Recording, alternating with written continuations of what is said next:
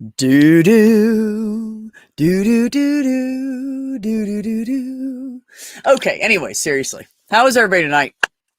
I got Jenny up here with me. She was awesome enough to come in and hang out with me when everybody else is over on bigger, more important streams. I guess I don't know, but I'm here, and Jenny's here, and Sandy's here, and Ollie's here. So I'm pretty much good. That's all I need. Just a couple friends. So thank you, Ollie, for being the first to give me a like. I don't like to like my own streams, but sometimes if the like numbers are low, will go over there and hit like on it. I mean, it's a good stream, so why not, right?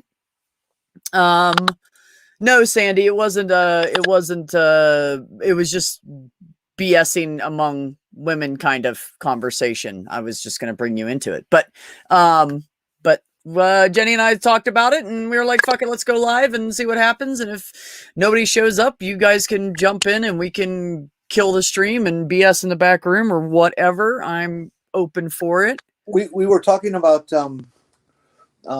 cucumbers as phallic devices. Should you peel them first or not? I think the concern I have, Jenny, is some of the cucumbers have those little things sticking off of them. And I feel like that's dangerous. But the other hand, if you peel it, it gets really, really like slippery. And I'm afraid it just will not be usable. It'll just slide right out of your hand. Just whoop, Well, the other thing is that texture on the outside before you peel it, that's, just extra pleasure. That's true. It could be. I mean, and what kind of wax are you talking about? Like a lube on it or a wax? Because it's already pre-waxed. So if you don't wash it when you get it home, well, it is absolutely. So it should be okay to use wherever you got it. Okay, fair enough. Hi, Peach. Fair enough. Yeah, no, I just want everybody to notate in the chat. I did not start that conversation. I was just playing along. Well, you did before the camera started, but come on. We're not even talking about that. You're full of shit. I can't lie like that. Don't do that. Okay, I just made that up when the cameras came on, so it's me. Oh, it's so funny. Always me. Yeah, so since Peach and Randy, Randy, haha. He said, I'm nobody, so I showed up. Since Peach and Randy walked in on that, Jenny asked what I thought of using a cucumber as a phallic device and whether we should peel it or not. So anybody that has opinions on that, absolutely throw it in the chat. I'd love to hear everybody's opinions on whether that can be used better unpeeled or peeled. Well, hello, Justin. Oh, damn. Man, bad habits. I know you don't mind, but it bugs me. I'm trying to be respectful. Hello, Khalil. And Sandy said, okay, cukes or homemade barbecue grills. Let me think. I'll be right back. Homemade barbecue grills. That's really big. I mean, talk about your sharpnesses. That's like some crazy shit going on at Sandy's house. I guess I'm hanging out with the wrong damn people. She must have all the fun devices. Well, I'm coming over too then. Oh, Sandy, you can have some company now. I'll bring a bottle of wine. You have piqued Jenny's interest. Too damn funny.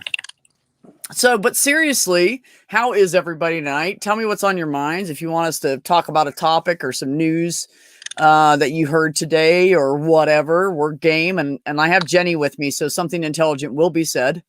You heard about Bill Cosby, right? Yeah. Oh, yeah. I just saw that. Who did a thing? Rage did. I saw it on my notifications on my phone that he did a video about that they let him out of jail. How long did he serve? 2 years of a 3 to 10 sentence. And he should have been way more than 3 to 10 anyway. Like, let's be honest. That's ridiculous. I'm telling you right now, if he was a poor black man, but no, seriously, if he wasn't a rich black man, if he was a poor black man and he was not famous, they would have strung him up for 50 or more. Well, and this appeal would have taken forever. Oh, absolutely. Absolutely. Oh, Sandy said that's not what she was saying, Jenny. She said, I had two options. Listen to you talking about cucumbers or finish listening on how this person made a barbecue grill. Oh. She said, I have no devices. Okay. Yeah, Peach and yeah. A barbecue grill is like big. Yeah, no. She was talking about making one, not using one as a device. I didn't know what was going on there. I was just going to stay out of it. One, but that's still the sharp edges. And I mean, I try not to kink shame. If that's what she wants to do, some people get off on. I'm not shaming. I'm just. I don't know. Think of something weird. For their health. See, I don't even get off on anything weird. I can't even think of anything weird to bring up as a joke. I just can't. I can't. Maya, hello. If anybody wants to come in, let me give you guys a link because this is open bullshit. Bring it up. If you want to rant, come rant. If you want to come laugh, come laugh. Tell me some jokes. If you want to, dirty, huh? Fun and Maya, let's talk dirty. Yeah, Maya, come on, let's talk dirty. Nothing more fun than flirting with a straight chick. It's great. I love flirting with straight chicks because we can laugh and joke around, and we both know at the end of the day it's bullshit. Nobody can take offense, Although I will go back sometimes and go, "Did I offend you?" Because I'm way too fucking nice, and I'm always afraid I'm gonna offend somebody. Maya said she's driving; she'll have to listen and laugh tonight. All right. Damn it! I know. Ollie said they overturned the conviction based on a non-prosecution agreement with a previous prosecutor meant that Mr. Cosby should not have been charged in the case. No he made some statements in a previous deposition, and part of the agreement of making those statements in that deposition was that he would not be tried for whatever he said. Then time went on, and there's a new DA, and that DA decided, no, I'm going to use those things as part of prosecuting him. So he got off on a technicality. The judge said that basically they forced him into a situation where he had to give up his Fifth Amendment rights of self-incrimination. So, oh my God. Oh, my lack of God. And a constitutional right, that's a pretty serious issue. I mean, do I think, no, it does not say that he's innocent then about this at all. But that there was a procedural error. And the judge, I guess, went on to say that it was such a heinous betrayal of the Constitution that he should never be tried again on it. Well, son of a bitch. Huh. And what really fucks it all is that this woman who was at the center of this case with him that got him convicted got in just under the wire of the statute of limitations. And so all the other cases that are out there, whether or not you believe the women, are beyond the statute of limitations. And so the question is moot. Wow. Maynard said, or asked, does anyone think the death of Bill's son had anything to do with Bill's past? Oh, I don't know.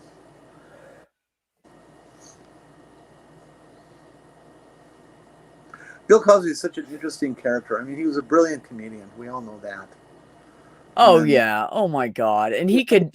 And the whole kid thing he did was just the funniest shit. I'm telling you, that was, in my book, that was still one of the best programs that was out during his time. Yeah.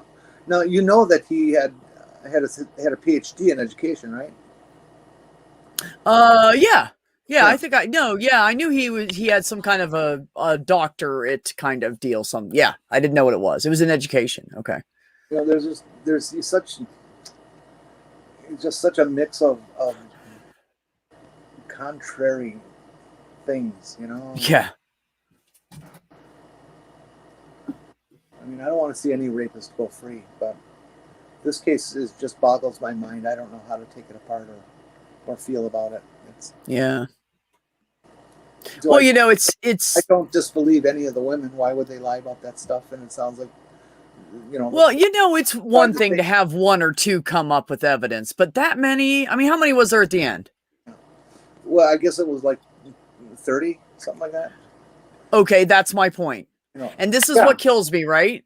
The same people that say he was guilty and rot in jail or should rot in jail and are Trump supporters are the same ones that say Trump didn't do it.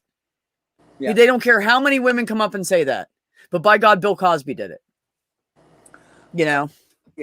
You if somebody's gold digging, you get one, maybe two. Someone else hears about it and they had some interaction where they can change it into that. But you're not going to hear like 15 or 30. Come on. That's not something that's made up when that many women come out of the woodwork. And I say this to my medical doctor all the time.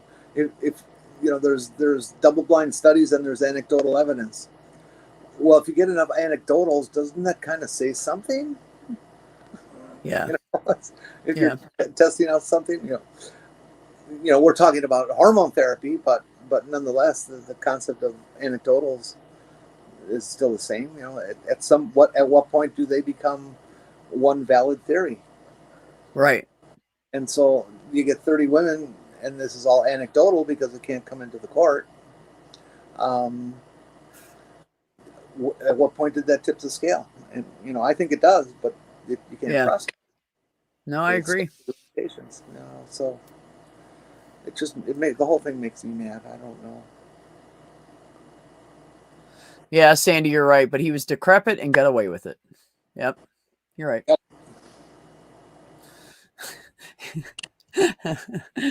I miss Eddie Murphy from back in the day when he used to do stand-up before he started doing all the movies. Oh my God. And he was on SNL. That dude used to kill me. He's just the funniest motherfucker. I remember, what was that? His Raw album. You know how I know when there's faggots in the audience? Because my ass starts burning. But he's not. Yeah. Everybody's staring at his ass. Yeah. Because he knew damn well he had one of those, perfectly around the black guys that are fit and they have that perfect ass. Like, right? He knew he had it. I've never studied Eddie Murphy's ass, so. Well, I don't know. I actually dated a black guy before I came out. Because I was trying one more time I was trying something different just so I didn't have to come out. And I dated a black guy for a while. He was fucking he was jacked. He was really jacked. And no, it wasn't steroids or testosterone or anything like that. Because he was not failing in that department. Well, it didn't have anything to do with him being That is the biggest penis I've ever seen in real life. Literally, yes. It was the black guy. Huh? I'm uncomfortable talking about this. Well, I'm not going to go too far into penises, trust me. Unless we're going to talk about Jason Momoa. Now that's something different. And we can talk about him all day. You want to talk about chopping them off? I'll talk about that. No. They don't chop. Because people make jokes and go, "Oh, B's a lesbian and likes wood." And I'm like, "Yeah, I like to cut it with a saw and then nail it and screw it in and bevel it. Sometimes burn it." And they don't cut it off. They gut it and turn it inside out.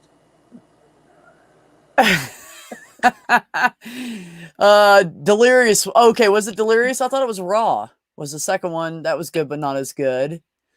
Sandy. What? Where? Whose? LOL. Ouch. Yes, it was. It was not okay, Sandy. It was really not okay. Peach is laughing.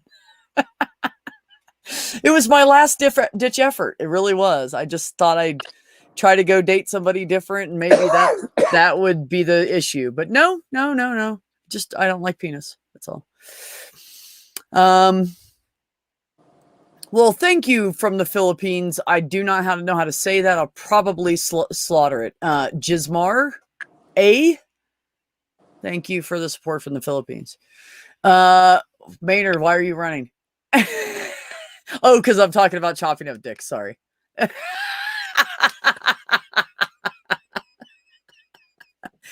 I told my ex-husband when we split up, I said, you're an amazing person and I feel love for you and I always will. And if you didn't have a penis, I would keep you for the rest of my life.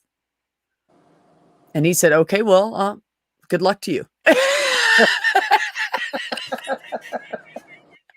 What? He wasn't willing to transition for you? He loved me, but not quite that much. I mean, it was like 2001, it was a long time ago. What does that have to do with it? People weren't talking about trans people as much. Oh, okay. It was not as accepted as it is now. Wouldn't even be a conversation. That would not even be. They're called trees. Sandy. No, Maynard, I'm sure you like yours just fine. I'm not suggesting I would cut your penis off. That would be horrible and painful. And I could never hurt anybody like that. You're really going to lose monetization on this one. Huh? You're not going to get monetized on this one. Oh, I'm so far from that. I'll never get enough to be monetized. Oh, okay. I'm at like 490 and holding. So I'm not worried about it. LGBT in the Philippines. All right. Peace. Hi. Peace. We got a mix. We got a half LGBTQIA plus, the alphabet mafia. And we have half straight people in here. So it's a good mix. All we need now is a not asshole religious person to come in. We have all the bases covered. Did Lazarus ever find one of those? I don't know. I don't know if they exist. I'd have to get my brother in here. He's the one that's not an asshole. He's hard-headed, but he's not an asshole. But yeah, we're all hard-headed. 8 o'clock now? Central Time. Huh? Is it 8 o'clock now? Central. Yes, it is. What's going on tonight? Anyways, who's streaming? I know one of my favorite shows is on. Oh, I see. CBS, so let's see here. Oh, they repeated at midnight, so I'll catch it then.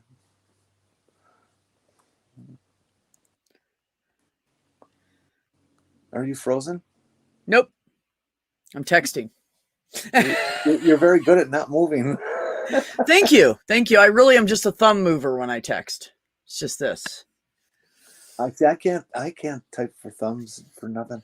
I have to use my index finger. Sandy said, "Give it up." What is one of Jenny's favorite shows? Newton's Law on public TV. Newton's Law. Yeah. Never heard of it. And then my other current favorite on public television is, it's just this wonderfully sapphic kind of tale, although it's not, but you can turn it into one in your brain. McLeod's Daughters. About 5 women okay. running a ranch in Australia. Nice. And there's just all kinds of fantasies that can run around your head with that. Jenny.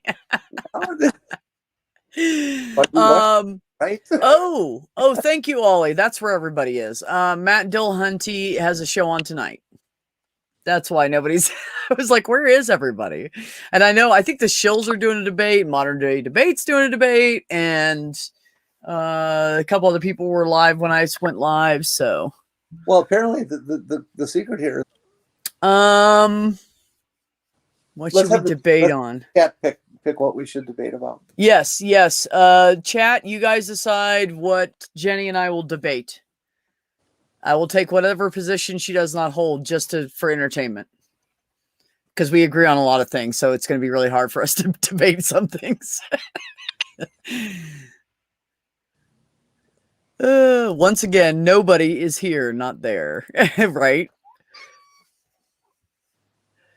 There's some lag. Does anybody else have lag, or is it Ollie? I mean, I see Jenny's not even. I mean, she's like as clear as I've ever seen her, actually. Oh, you know what? Don't fake it. That was horrible. You got to work on your old Asian movie style. Well, actually, what I always do is if I'm going to fake not talking but talking, I recite parts of the Gettysburg Address. Oh, I did. Well, we junk shop for a bit, yeah. And I've been hearing everybody complain about YouTube and StreamYards, and then StreamYards and YouTube. I think which one was it? Oh, I think it was StreamYards sent me an email and they apologized for their issues they've been having this week. So yeah, if there's any kind of buffering shit going on, it's probably StreamYards. They seem to be a pretty straightforward group. I've heard of them doing that kind of stuff a couple times. In fact, well, when it was out and I was first starting to use it on my phone, I was having terrible audio problems with it. And we talked about it with StreamYards. We never resolved it. Well, they never resolved it. I resolved it. Right. Finally learning that it was just simply a memory question for the phone. That if I was storing too many documents, I wasn't leaving enough RAM for the system to do page outs and things. And so I would get this terrible break in the audio with screeching and all kinds of stuff. And right. As soon as I got a phone with more memory, it all disappeared. Look, that's one happy kitty. Look at her. She loves it. Both my cats love their ears rubbed. And I check them all the time for mites, and there's nothing wrong with their ears. They just like their ears rubbed. Yes, Randy and Sandy. Randy said, I'm tired of the debates and arguments. And Sandy said, oh, hi, Junie. Sandy said, if you want to go watch some debate the same old stuff, I see Randy finished my thought. Yeah, that's where I'm at. I'm not interested in, like, I would go over and watch the shills just because they're good people and I'm becoming really good friends with them. And I care about their content and what they're doing.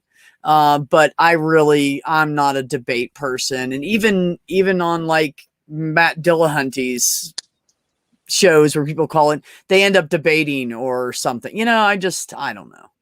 If I wanted to talk about religion, I would like follow a religion. Well, I just don't want to talk about it all the time. Why don't we do a debate on debate, waste of time or serious discussion? Right. You can take the affirmative. I will say that no, I don't. I don't. It's not that I think debates are bad. I think debates are good because people can go in and hear opinions that they've never heard before or see a stance that they've never seen before. The problem I have with the debates that we usually see on these YouTube channels is it's almost always religion based and blah. I don't want to talk about religion. And that the ones that make them the most views and money are the ones that are dumpster fires. And I don't want the drama. Oh, and number 3, the people in the chat, they don't really listen to the other side anyway. So there's nothing there. There's no positive thing at the end of it. Nobody listens and learns anything. Judy said, so I haven't watched anything from anyone in the last few days. I missed you all and it hasn't been over a week now. I choose you two over Matt. Debate over Matt D, I guess. Okay.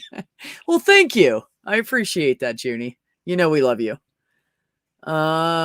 Junie's a sweetheart. For those of you who don't know,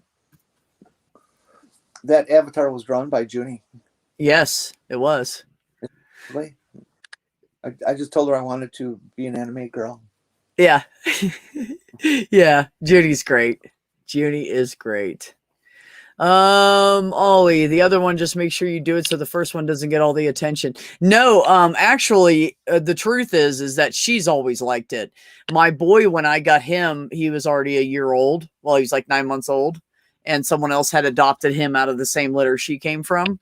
And then the person said, I don't want him anymore. I'm going to take him to the shelter. So I took him because I was like, no, you're not taking my cat's brother to the shelter. Like, that's fucked up. And so I decided, well, okay, I'm going to have 2 cats now. So here's the funny thing, right? About a month and a half before I got him, she was still dating my kid.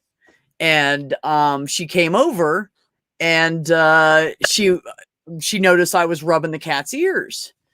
And she was like, And then I go to the bathroom and my kid tells me later that she said, that cat must have ear mites. She likes that too much. Let me see that cat. So my kid picks up the cat and hands it to her. And she goes, oh, it doesn't have ear mites. So now here it is a couple months later. And I get the other cat, her brother from her, right? From this chick. His ears are black with ear mites. I mean, black. I had to clean his ears every morning and every night for 2 weeks to get just most of the ear mites out. And then I had to clean him for another 2 or 3 weeks after that. And I did it almost every single night. I did it like every other night to give his ears a break. And so now whenever he wants his ears scratched and he's really getting into it, I'm like, I pop his ear open and look, and I'm like, oh, yeah, it's fine. But yeah, he had really bad ear mites. So I think he likes his rubbed because it's just like that. You know, it itched him for so long that it feels good now, you know. I think you just like to rub warm, fuzzy, furry things. Okay. No, actually, I don't prefer them to be really furry. Well, no. Yeah, I'm more of a trimmed, but, keep it out of my way. I don't want to floss with it kind of person. Oh, not even in an airport, huh? Huh? Or a runway. Oh, no, I'd be okay. I'm okay with runways. Okay, wow. Yeah, I'm okay with landing strips, but I don't want a hippie. You remember the hippies back in the day, right, Jenny? You remember you like nothing you can braid, huh? They get down to like their underwear and there'd be like a bush sticking out the side. You know, you'd be like, damn, like that movie, the spoof movie. Scream, off of Scream, and the guy had the chainsaw and he's the weed whacker. No, I'm not into that. I don't want all that shit in my way. Nope. Well, I don't shave down there. I'm too afraid. I mean, to each his own. It's just not my thing. I just don't have a blade in that region. Oh, I do it. Shave that shit off. I hate it. I hate the feeling. I call myself tactilely challenged. And what I mean is everything has to feel a certain way to me. You know, even if I like have sex with someone and we're cuddling and it doesn't feel right, I can't cuddle with them. Like I have to be comfortable with that person. So luckily the one I am currently seeing, who is Peach, we mesh really well, so it's nice. But anyways, that's how I am. I cut the tags out of the back of my shirts. My shirts have to feel a certain way. My socks have to feel a certain way. If I get a little hole in the end of my sock, I know people that will walk around with that hole. Once it goes over top of my toe and I feel it, that sock's in the trash. I'm done. I can't. That's a horrible feeling. Oh my God, I can't. I don't know how people wear those like foot glove things. They're like toe socks. Oh my God, just the thought of stuff between my toes just makes me cringe. Makes me fucking cringe. Get over that. Just start going to the salon and having your pedicure, and you'll get used to that eventually. Do you know how many pedicures I've had in my life, Jenny? No. Yeah, me either. None. I've never had a pedicure. Well, maybe you should try that. You know, get used to having those cotton things between your toes. Peach said, "Damn, this gets personal very quick." I'm sorry, Peach. Well, Peach, I'm really honest. I'm sorry. I'm just an honest Peach makes me think of Fuzz, of course. How do you shave?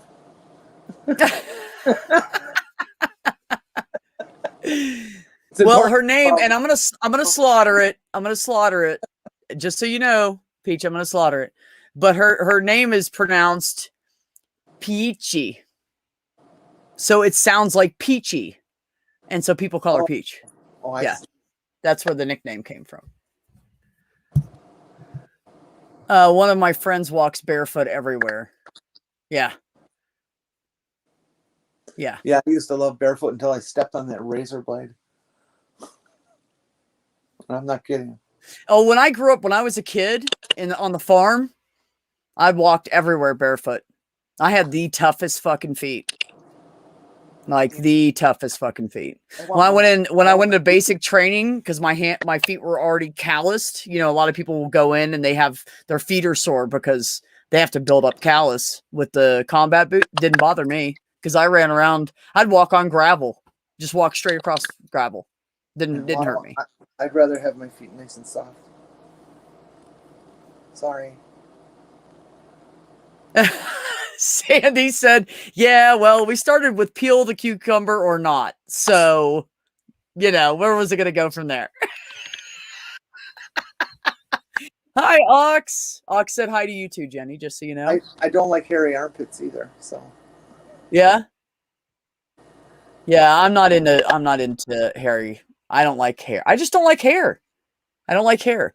I have found that I can let my leg hair grow so long before it starts bothering me, but I think it's only because, like, when I was younger, it came in really thick. And I know this is going to sound weird to everybody, but I swear to God, this is the truth. After I had my kidney surgery and they cut me on that side, this armpit hair grows half as much now, if not a third. And my leg hair doesn't grow in as thick anymore. On that side? No. Both of my legs. Huh. It used to, before the surgery, my hair would grow in like thick. I had to shave almost every single day. I'd have like 5 o'clock shadow the next morning on my legs. Before I had my confirmation surgery, I had a perfectly typical male pattern of fuzz all over the body. Yeah. And they want you to shave completely for the surgery. So, of course, I did. And it never, ever grew back. None of it. Not one speck. Are you serious? Yeah, I'm dead serious. That's fucking awesome. Yeah. That's great. Yeah, saves you a lot of money on waxing and stuff. Hair is back, though. No Peach. No Peach, not body hair. It's not allowed. Well, Yeah, Peach is from the Netherlands, so I don't really think she's hairy anyway. I mean, I don't know, or she hides it well, and I just haven't noticed that yet because I haven't stayed more than a weekend with her. But the pits and the pubes did grow back, but that's it. Yeah, that's interesting. Yeah, it is. I don't know many other people that's happened to. Huh. All right. I was a late bloomer puberty wise, so maybe that has something to do with it. Peach is over here laughing. Oh, you see this baby? She's done need toot. My buddy. He's just a big lover. Behind you, is that a car door behind you? Car door? Yeah. Oh, here? Yeah. Oh no, I used when I was building my house because I was trying to go industrial. I used the trim that for the soffit, like on the side of your house. The trim around the roof edge trim. That's what this is. Chat, am I the only one who thinks this looks like a car door? Oh, because of this? No, this is totally separate. I took the cat tower apart and I built it into a thing for them. So they could get up to the window and they never used to lay in that little box house, but now that it's up there, they lay in it all the time. They didn't like it till I put it up high. So, yeah. Oh, you know what? Fine, Jenny, just leave me. Yeah, but it does look like the shape of a car door. But now that you guys can see all of it better because I'm not tiny anymore, it is not a car door. Oh, you guys are so funny. You know what? I cried. No, I just pushed the wrong button. Right. I'm trying to get a bigger picture. The sun was consoling me. Sandy said, Jenny, come back. Hey, what's wrong with just me being up here? I just had to go somewhere else for a while, man. Oh, I found a new sign for my open mic. Ready?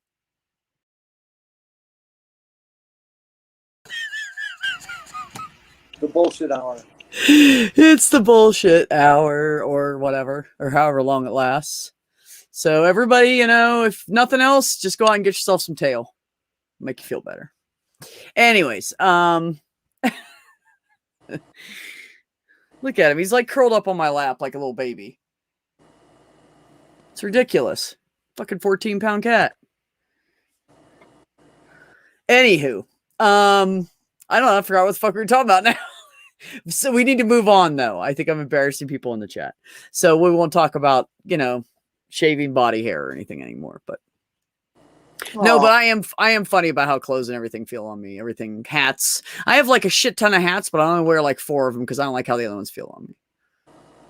So no, I'm good, Sandy. I'm not going to try this with a 65-pound dog. I'm good. You know, I actually love big dogs, but I've always like thought big dogs were cooler than little dogs. And then I got older and I thought, you know what? Little dogs are great. They take up less room. They're not as demanding. When they shit in the house, it's not as bad. It's a smaller pile. You know, there's benefits to having a smaller dog. So I've thought that same thing. I've had all my dogs have been big dogs. Big, yeah. some of them. And I would love to get a Newfie. Oh, Peach, I embarrassed you. I'm sorry. I feel bad. I don't know what to say right now. I'm sorry. I'm not going to say anything else. I'm not going to talk the rest of my stream. It's all going to have to be Jenny. I'm just going to keep my mouth shut. I can push that leave button again. No. Don't leave me. I need you right now. Don't. I thought you were a friend. Oh, well, thank you, Peach, for understanding that I don't know how to shut my mouth and I just say honest, true stuff all the time. Gets me in trouble. It really, really does. Peach did the monkey with the no see and the laughing face. Like, I can't see anything. Ollie is a German Shepherd owner. Actually, interesting enough, Ollie, my parents bred German Shepherds until I turned 4. And that was the last litter the mama had. And they were AKC registered, blah, blah, blah, blah, blah, everything, won awards from shows, dogs. Like, they were beautiful, beautiful dogs. My father used to breed Rottweilers until one turned around and bit him. Oh, no. Our dogs never did anything like that. Never mind. What? That was a joke. I'll work on it and bring it back later. Okay, I don't know. Oh, now I got it. Jesus Christ, Jenny. Does he know he's supposed to breed the dogs and he's not supposed to be participating in that? Anyway, so the last litter they had, my dog that I grew up with was born. She was the runt of the litter. So nobody wanted to buy her because she was smaller than the other puppies. And she ended up being an amazing fucking dog. And the year she was born, my mom and dad had sold off all the other puppies and went to keep her. And this guy that lived down the road from us, he was nuts. He had like a metal plate in his head. He had been in Vietnam and he was literally crazy. Okay. And he would do weird shit. And he would walk up and down this road. And we lived like 3-4 miles up a dirt road. And, you know, maybe 5 or 6 miles, pretty far up. And he would walk up and down that road and just like walk up to people's houses and talk to him. And he was just fucking, and when he was in a good mood, he was the nicest guy in the world. But if he got upset, he would fucking be like nuts. So he had a BB gun or a 22, and he was shooting it into the creek by our house. He didn't even live there. And the dog came out and nipped him on the ankle because he was shooting a gun near our house. And he called the fucking sheriff, and the sheriff, being a backwoods fucking sheriff, told my dad that you either put her down or we will. So he had to put her down. There's nothing he could do about it. I just got a news blurb notification on my screen. The Trump organization has been officially indicted.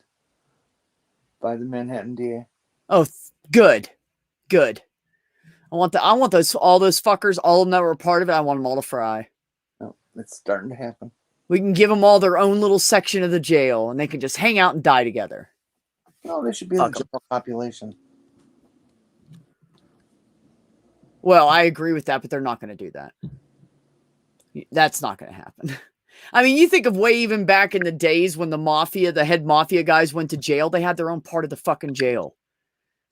Like, that was real shit because they had so much fucking money and they paid so much into the city, and whether the city wants to admit it or not, they would pay so much money in the city. They got whatever the fuck they wanted. Yes, it is about damn time. Gen Pop for sure, but no way they'll see prison time. They let Bill go. You can't put the corporation in jail. So right. The only charges against the organization, not the individuals. So right. we got a ways to go, but that's the start of it. Right. What are you doing? Just sitting here. No, my cat. He keeps. He tries to grab my face because I think it's because I pet his face. He tries to pet my face. Oh. But he has like these big paws, and he can use his dew claw too. It's, it's an opposing thumb for him. And so he tries to touch my face, but he puts his claws out. So he tries to scratch me, and I'm like, no, don't scratch me. Anyways, yeah, no, that whole mess with all of the Trumpians, that whole group of them.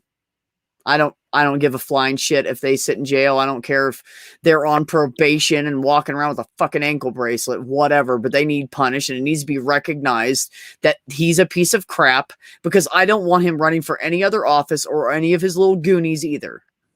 That's my goal, is to keep those fuckers from ever going into politics and fucking up people's lives again. I don't think being a felon keeps you from running for office, keeps you from voting, but not running for office. I think you might be incorrect on that. Well, I would love to be incorrect on that. I wish I could see the law. Somebody look that up and let me know. State by state thing versus federal. Oh, yeah, but still, they wouldn't be like a Secretary of State. They still wouldn't work for the federal government,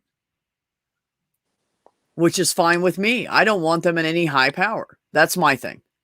As long as they're not in any high where they can, And besides, once they're prosecuted and it's proven, only the real Trumpians would ever vote for any of them again. Well, let's see. That was I'm hoping last November. Yeah, I know. But I'm hoping those numbers are dwindling, not growing. That's my goal here. Yeah, unfortunately, I'm not as optimistic. Sandy said you can run for office, and if you've fulfilled your probation requirements, you could vote. I could run, I can vote. Well, that sucks. And that's federal and state, Sandy?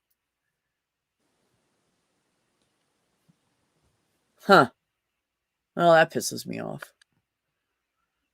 So the only way to really stop them is to have them in jail. That's great. Hey, is that stained glass done? That big long one?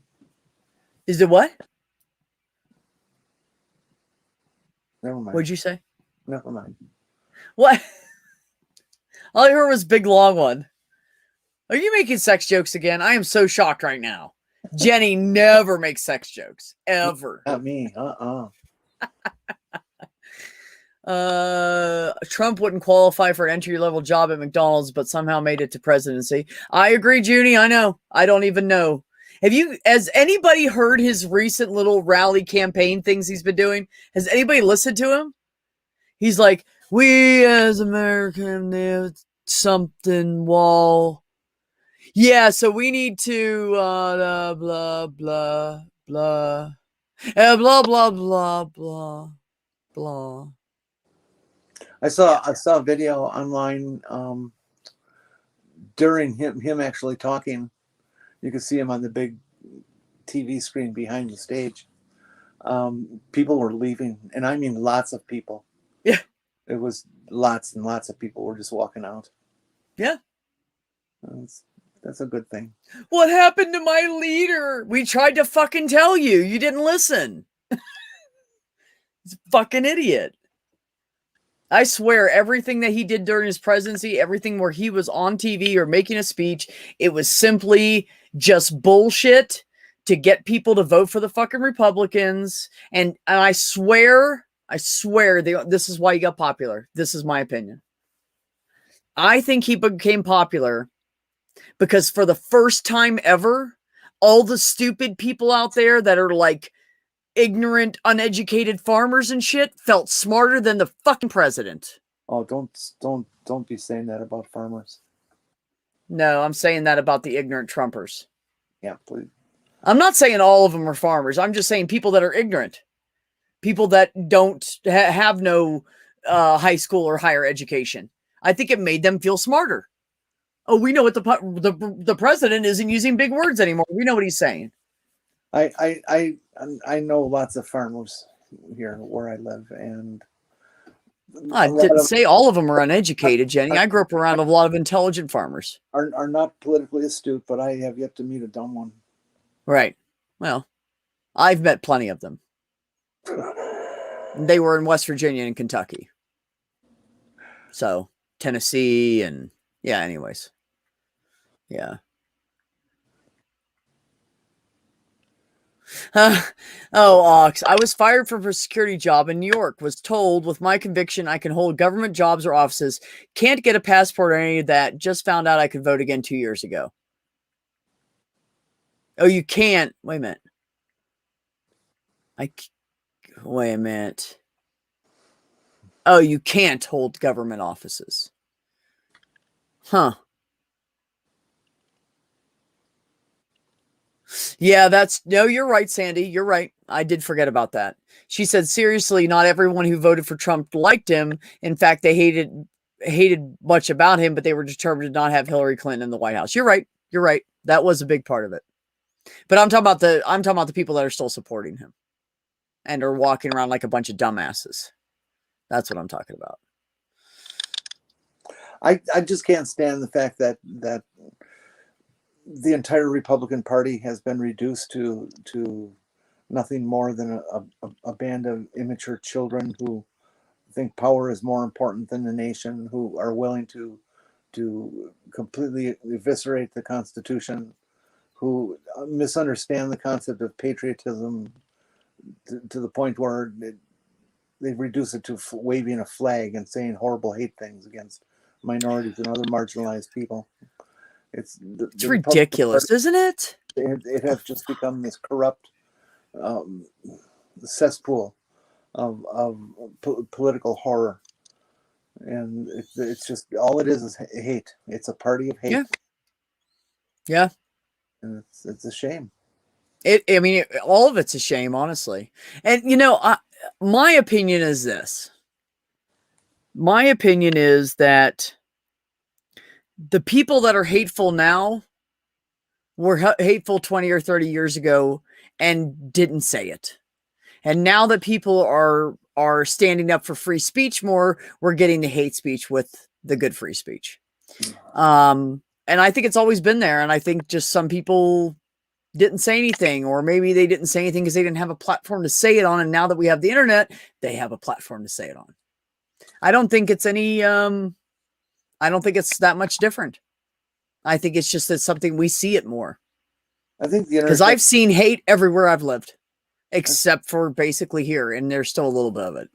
The internet should be regulated and should regulate the people who use it. And the first thing is that if you can't spell, or you don't know the difference between there, and there, you're not allowed. Yeah, you should have to take an IQ test and be like over 70 or something just to be on, right? Like George Carlin said, look at all the people around you and realize that half of them are dumber than you. Or something like that. I don't know his exact quote, but yeah, he wrote something about that in that book too. I have a book somewhere around here that's his. I don't know where I put it at right now. I think I put it away. I started reading it, but my ADD kicked in. I could only get so far. And actually I got pretty far with it only because he's so random in the book. And the chapters are really short. So you can like read, and it jumps around a lot. So it's perfect for ADD people. It's something about when will Jesus bring the pork chops or something like that is what it's called. And it's actually pretty funny and realistic. You know, that's what I appreciate about George Carlin, though, is he made jokes and it was funny because it was fucking true. It's not that he was even making jokes. He was just pointing out the absurdities in everyday life that nobody else wanted to point out. And I loved it. He said, you know, like people, oh, all these people are complaining about living around the airport because it's too loud. Well, we got communities full of deaf people. Why don't we just put them by the airport? They won't care. And then move the poor people that are around the airport over to where the deaf people lived. Just switch them. And he's right. Those people wouldn't fucking care. They wouldn't know. They're not going to hear it. They're deaf. But no, but he would point out absurdities in life, you know. And that's why he was amazing. Junie, go ahead. I saw him once. It's Performing Arts Center in Milwaukee, and he was so funny and had me laughing so hard. I was sitting on the end seat, and I literally fell off the seat into the aisle. You know, it was just too much for me. I couldn't take it. It was so funny. That's awesome. I'm gonna run to the little truck driver's room real quick, and I'll let you answer this question from Junie. Oh no. It says, what does it mean to be progressive? I want to consider myself progressive, but I'm sure that means something different for everyone. Well, back in the beginning of the 20th century, there was this politician by the name of Robert La Follette, Senator Robert La Follette. La Follette was a well-known name in the state of Wisconsin. La Follette had been involved in Wisconsin politics for a long, long time. And Senator Bob La Follette got to be known as Fighting Bob. He was considered to be a top-rate orator. And they elected him Senator. I think he also served as governor, and some other offices. But nonetheless, he believed in things different than most Republicans, and keeping in mind that at this time the Republican and Democratic parties were pretty much switched. Philosophically. I mean, we all know that Abraham Lincoln was the liberal of the people who ran in those years, and because that's what the Republican Party was in those days. And then with the Dixiecrats and that whole fiasco with Nixon and stuff in the 60s, they switched philosophically, and all the people who were liberal in the Republican Party moved over to the Democratic Party, and now we have what we have today.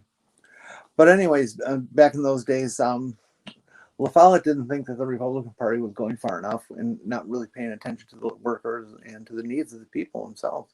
The Republican Party was in concert with the Democrats, and they were giving really sweet deals to corporations and all that kind of stuff. And La Follette and many other politicians thought that it was time for it to come to an end. And they began to propose groups of laws, things that we hold quite dearly to ourselves today. Laws like 40-hour work weeks, and not health insurance on the job, but you can't go send these people into dangerous situations. There's got to be some kind of job security, safety orientation, and just a number of various bills. And they were called progressive because they progressed further down the road than the Republican Party had at that time. And eventually the forefront of that effort was taken over by Teddy Roosevelt. And so he kind of gets credit for the progressive movement, but it was Bob La Follette, Fighting Bob La Follette of Wisconsin. Look it up. I'm sure I got some of the details wrong, but yeah, we know about Bob La Follette. And B better get back here pretty quick because I'm kind of out of what to say. I'm back. Good.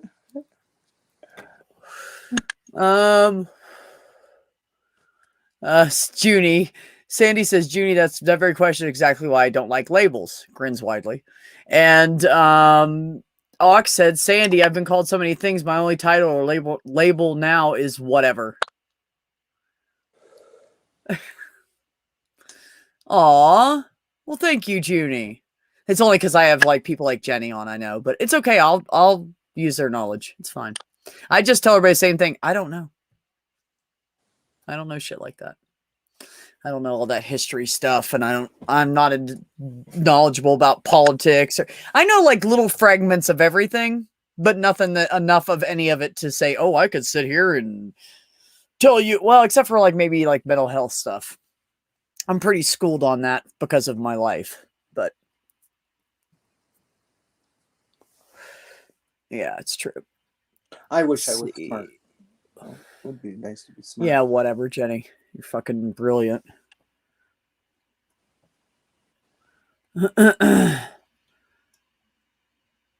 Yeah.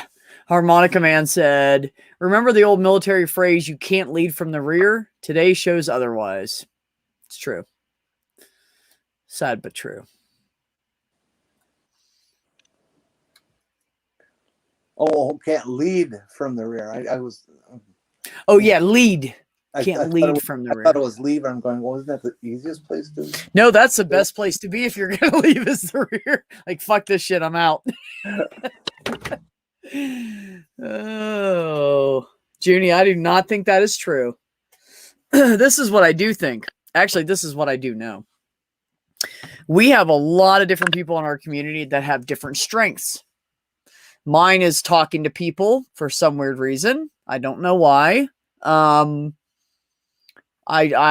people talk to me easily and feel comfortable talking to me and stuff like that, which I take that as a huge compliment. So that's my deal. Is I think it's more like it's more of like my heart. I'm led by my heart. So that is my gig. Junie is brilliant with computers and graphics and stuff. Jenny knows the shit of a whole bunch of history, most of it politically based. You know, Ox knows a lot about, he's got a lot of knowledge of the natives and what they went through and how they are today because he is part native. You know, so I feel like we all have our strengths, and some of us are just smarter about some things than others because it's not about how intelligent we are. It's the knowledge we've gained through our lives. So I don't think anybody here is stupid. I actually did go to college, but I dropped out because I was kind of stressed with this thing they called a gender dysphoria kind of thing. Yeah. And then I tried to kill myself and stuff. So. Oh yeah, I just kind of couldn't deal with college anymore, so I quit. So. Right. I have legitimate knowledge and education. I just didn't finish it. Right. And I should have, you know, because tuition is way too expensive now to finish it. I know, right? Yeah, when I went to school, tuition was about, well, my first semester was $356 for a semester. Right. Harmonica Man, you are full of shit. You do have value and you do contribute. You actually know a lot about like the earth and geography and stuff, or geology, which I don't know shit about. You know a lot of things about space I don't know shit about. You are actually pretty intelligent and you pop off of shit and blow my mind that I had no idea that you know because you joke around so much. But yeah, you are far from uneducated and far from unknowledgeable about things. And yes, that's exactly right. That's me. I know a shit ton about nothing. I know random facts.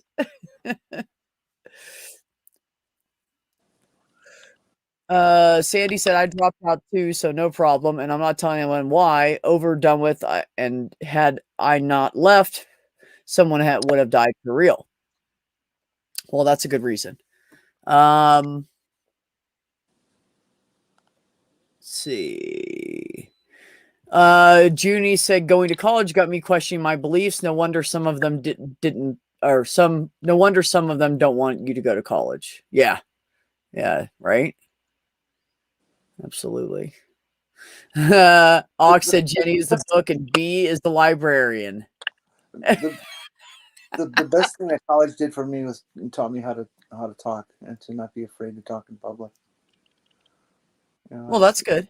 public speaking is most people's number one fear, and I beat that one. It used to scare the hell out of me too. Yeah. Yes, I agree, Judy. Randy does have amazing stories. It's absolutely the truth. And harmonica, Absolutely the truth. you know, don't ever put yourself down. There's millions of us out there that go to bed every night praying that we could do something like play music the way you do. Yeah. And travel and meet people that you've met and everything. Like, I've been all over the United States, but until I got to New Mexico, I didn't meet anybody famous. I would give anything to be able to draw like Junie does, or to play harmonica like Harmonica Man does. Oh, I know, right? I've tried. I've played. Switch to a computer like Critical Cripple Dave does. Yeah. Oh my God, I know the knowledge he has. Talents and abilities that I don't have, that other people who sit up here and talk smart don't have, and so many of you, I wish I had those talents. And I don't, and that's why I do what I do, because I don't have the talents that I really wanted to have. I wish I could sing.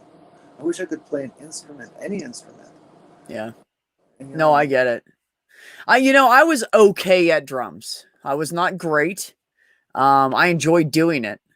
I enjoyed playing. And I would go home after a rough day of work, and I would put on headphones and put on like Metallica or AC/DC or something with just that I could get a basic beat off of. And I would just play drums for like an hour before, because there was a couple nights a week I didn't work 2 jobs.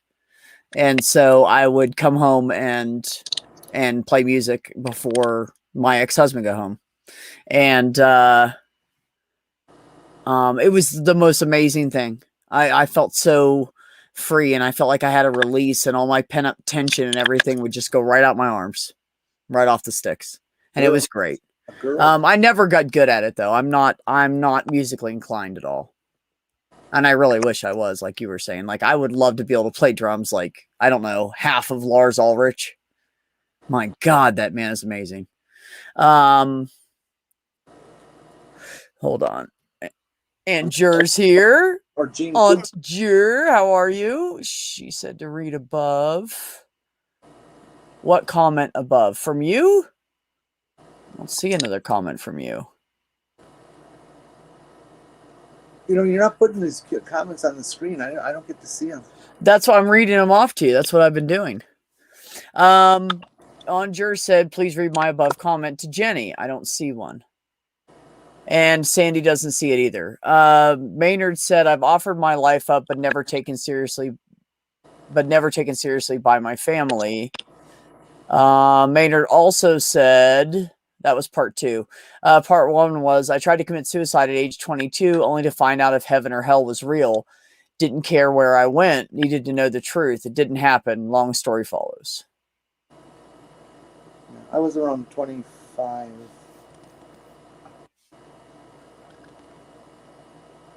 And 2 years later, I started to transition. So it helped. Good for you. That's excellent. That's awesome. Yeah, sure. Type it out again. Thank you. Because I didn't even see it. So it had to get kicked off real quick there. Yeah, honestly, I never went to the point of trying to commit suicide. But for a few years, from the time I was a little over 18 until I was about 21, 2021, yeah, I'd say about 20, maybe 22. I would drive down the road and like look at a huge light pole and say, if I just ran into that and took myself out, then we'd all be even. Got to be a bridge abutment. No light pole's not going to kill anybody. Oh, but I would, my biggest thing, and I don't know why, because I love trees. But for some reason, if I saw a really big tree, that would be the first thing that went through my head Really for years. would do that. I know it would. I saw a BMW 750 get literally cut in half by a tree with a diameter about like that. All right. Yeah. Trees are so fucking dangerous. The trees really are. They really are. No matter how hard you yell, they do not move.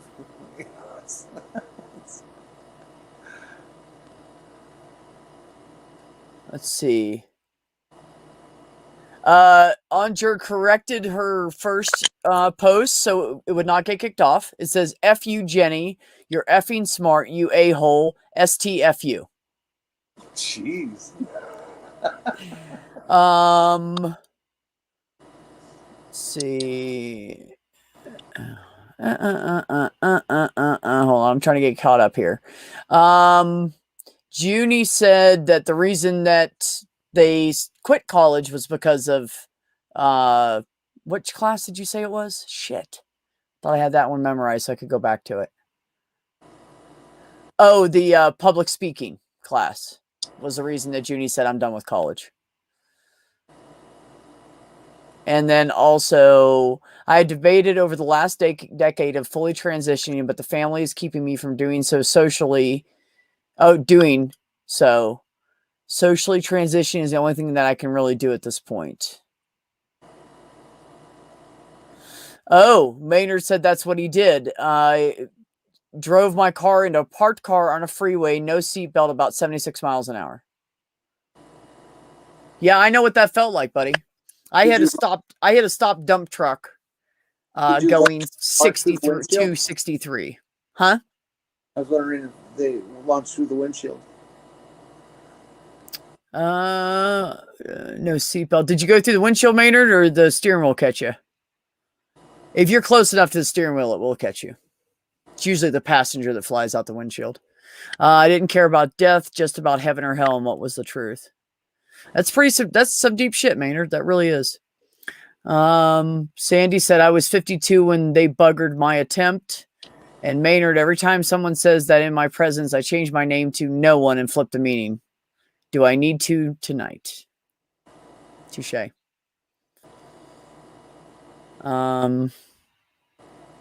Oh shit, Randy. Randy said that's what happened to my fiance. She hit a pole and flew out the windshield and was decapitated.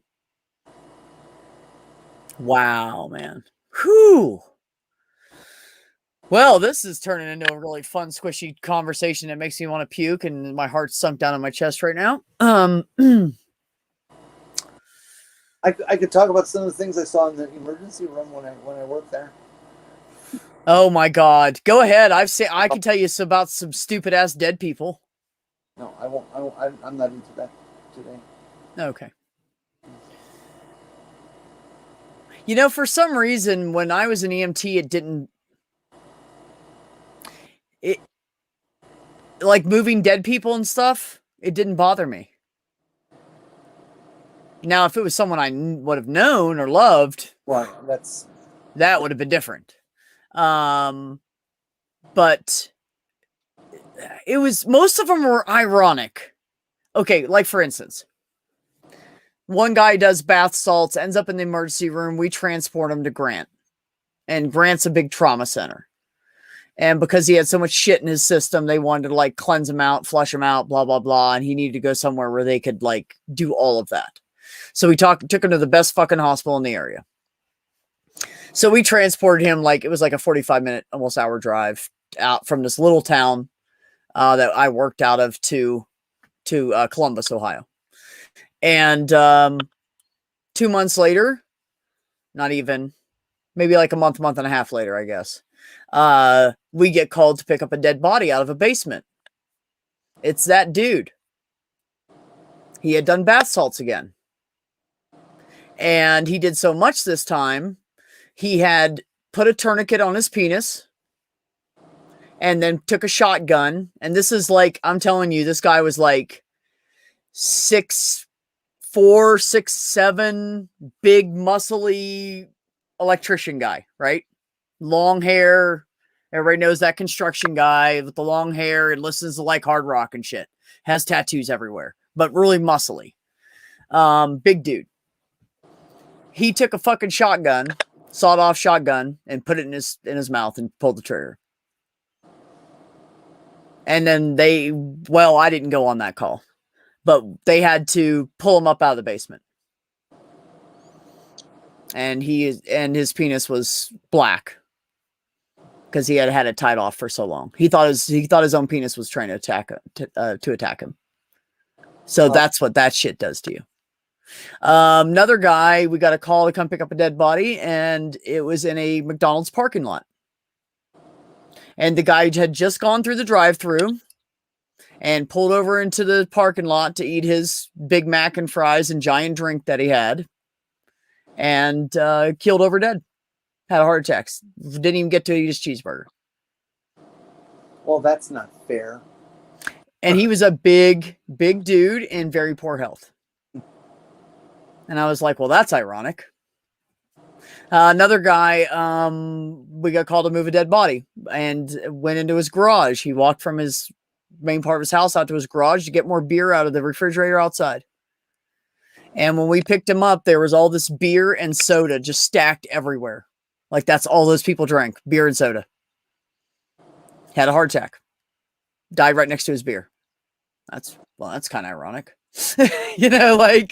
It just kept happening like that. I mean, there was a couple that, there was a crackhead. She was a fucking crack whore. And she overdosed after having sex with someone. And we had to go pick her up. Yep.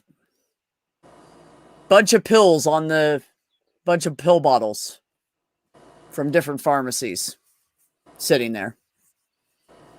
So, yeah. She was 2 weeks dead and smelled like it.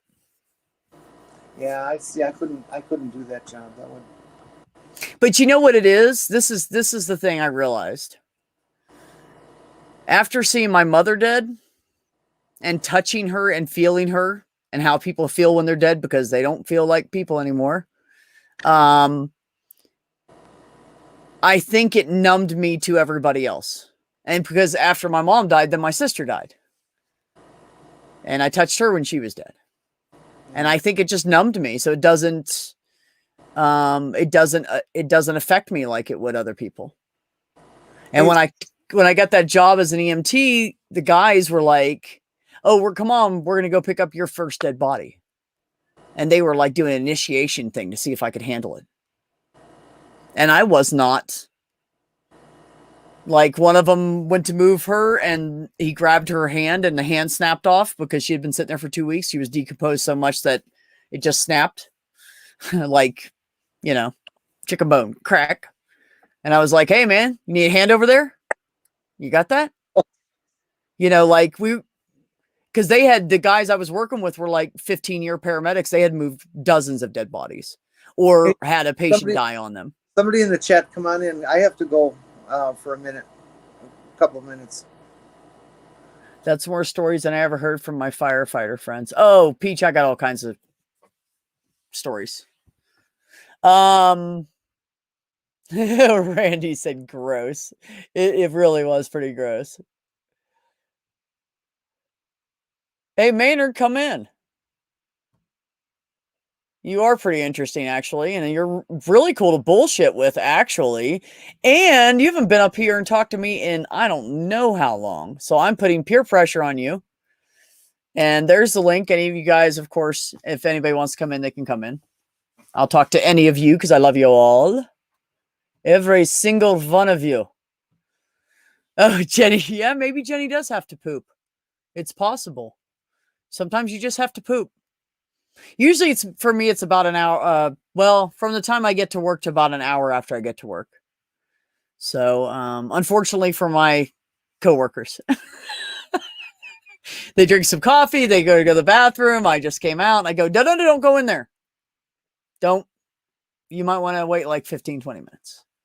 Let it. I mean, I'm considerate like that. You know, you should let it air out.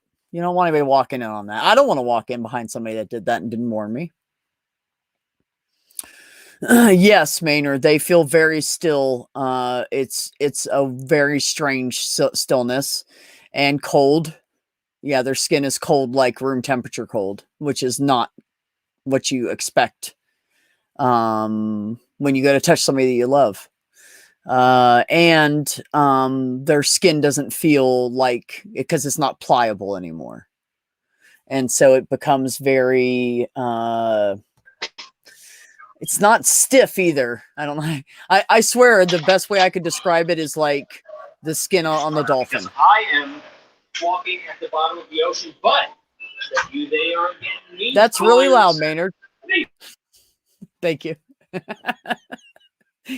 But anyways, yeah, it's definitely different than anything I've ever felt before in my life, and I don't even know how to describe it.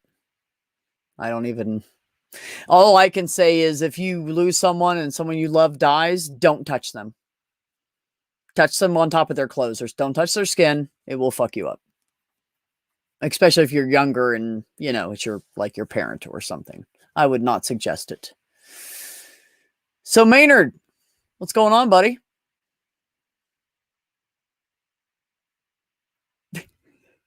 Everybody's here, but I'm the only one talking.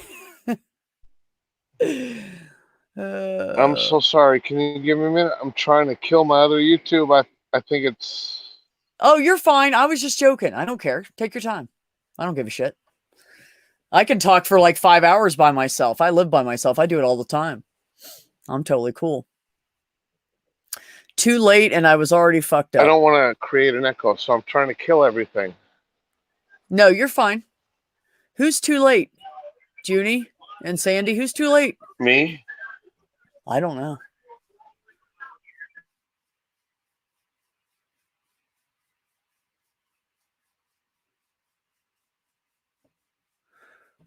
Oh, I get it. Too late. Yeah. Yeah, I know. I wish somebody would have told me that. I really. Yeah, no, I know what you mean, Sandy. I'm just saying I wish somebody would have told me that before I ever touched my mother. Hey, Mac.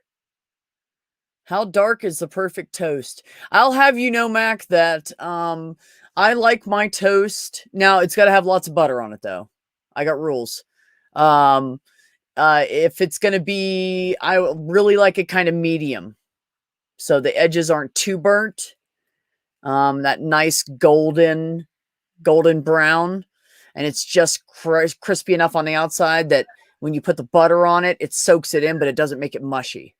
That's how I like mine. And it's got to have lots of butter on it. There's Maynard. Hi, Maynard. Got to have lots of butter on it. Hey, Mac, you want to come in? Hey, how you doing? Talking? I am good, buddy. How are you? Can you hear me, B? Yeah, I think you're on a delay, I'm though. good. Strangely enough. Yeah, I think I am. Yeah. Well, let me see what I can do. Give me a minute. Let me see if I can figure something out here. Okay. Sometimes if you just kick yourself out of the live panel, like let me kick you out and bring you back, because sometimes that'll do it too. Hold on.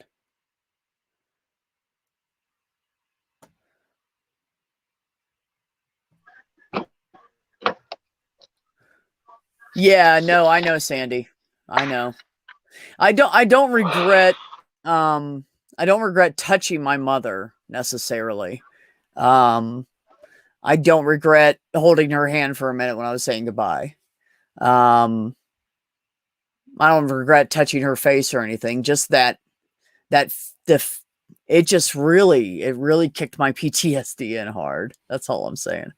It really fucked me up. But also it was a different situation, you know. It's for me it was there's a shit ton of guilt on me at that moment in my life. So it just made it worse. It made my guilt worse.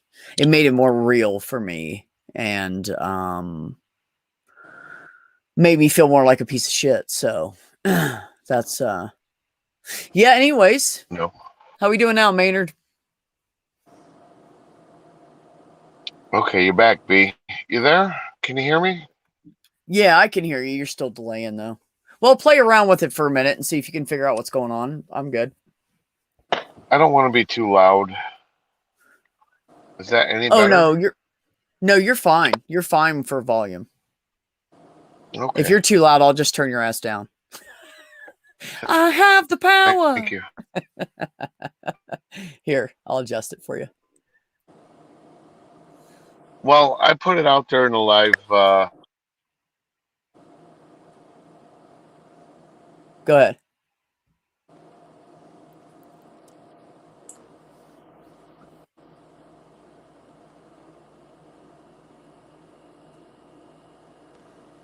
On the freeway, and the whole point was I couldn't sleep at night like I hadn't for the last 10 years.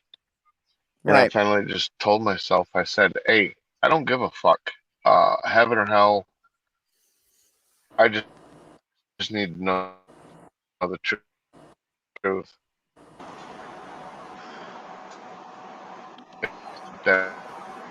Hi, Mac. Hey. Woo. You are loud, buddy. Turn yourself down a bit. All right. Is that better? Yeah, that's much better. You were like, hey! And I was like, Jesus Christ. Even with the bone conduction, that hurt a little bit. Sorry about that. It's okay, buddy. It's okay. So I want everybody to welcome Mac. I met Mac Aunts, over on my uncles brother's are all- channel. Yeah, Maynard, we're not getting you, buddy. Maybe it's because you're moving. I'm not sure. No? Sandy can come in here, can't she? Oh. Huh? Can Sandy come in here? Oh, I don't think she wants to, but yeah, no, Sandy, you are always welcome to come in. She knows that. Woo! Okay. Hello? Who's got the shooting in the background? Yeah. That's me, but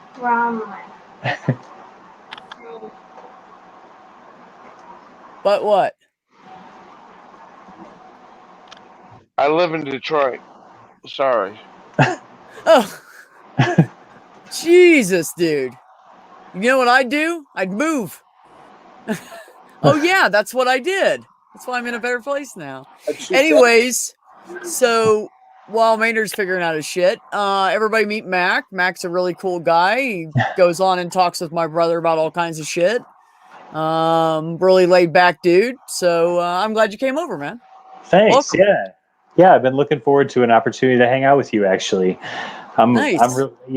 I've been really enjoying my time with your brother, and I love the affection that the two of you share too. So. Aw, I appreciate Are you that. do you just do kind of like freestyle chats, or what's the direction? I mean, I do a little bit of whatever, you know. My Wednesdays are open mic nights Right on. at 8:30 Eastern until whenever I get sick of talking until everybody shut up and kill it. And I'm like, that's Nice. it. I'm starving. I'm done with all of you. Right. No, but seriously, I used to do Friday night open mics, but I moved it to Wednesday, and now I go on the shills on Friday night and Sunday night. Okay. And then on Monday nights, I started a new platform called Root and Branch. And I interview different people from YouTube, like content creators and stuff. Oh, really cool. Yeah. Nice. And by the way, speaking of which, you should hit me up on Twitter. You're on Twitter, right? Yeah. Oh, I mean, okay. I never post anything, but I'm on there. Okay. Well, fair enough. But you can find me by this same name, by my Bino Just Be on Twitter, if you look that up. And my Twitter handle is @BeInMindful. Okay. So, but if you know anybody on there in this community, you can find me. I'm pretty much connected to everybody. Right. Yeah, but hit me up because I got some space in July. If you want to come on Okay. and we'll do a little interview thing. It's fun. I think it All is. right. Yeah, Yeah. yeah. All Right right, on. cool. That I'm sounds good, down. man. All Yeah. right. And my Sounds whole good. point behind it is we don't talk about religion or atheism or anything. Unless that's something that's important to that person of what happened in their life. Okay. But basically I just try to get everybody to know each other, get to know each other. Right. That So sounds great. yeah. Yeah. All right. Yeah. Sounds good. So it's just like a little 15-20 minute interview and bullshitting afterwards and people asking each other questions and get to know each other better. And I just try to put a bunch of people on that I know will get along in conversation, which isn't hard in this community because that's pretty much everybody. And that I don't think know each other well. And All that right. way they can, that's usually what I do.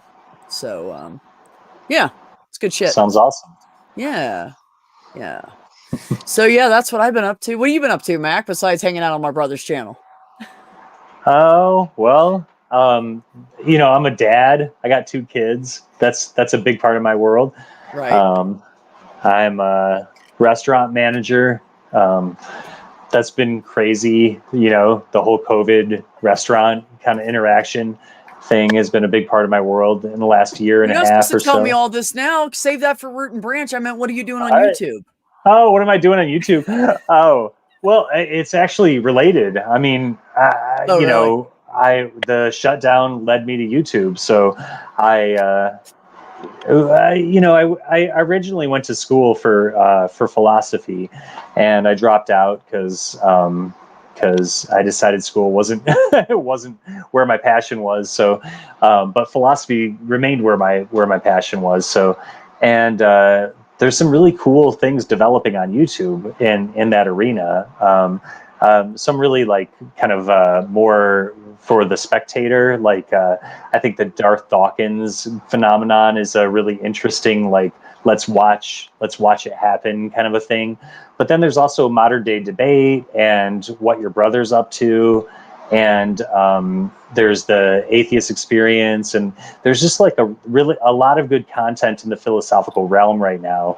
And and so I got into that because I had a lot of free time during the shutdown, and I discovered your brother through that. And I've always had a YouTube channel since basically since I had YouTube, but I've only ever posted kind of like private family videos on there. I've never done any content creation myself, but actually it was accidental. I commented on one of your brother's videos and he was like, "Hey, do you want to ever chat with me?"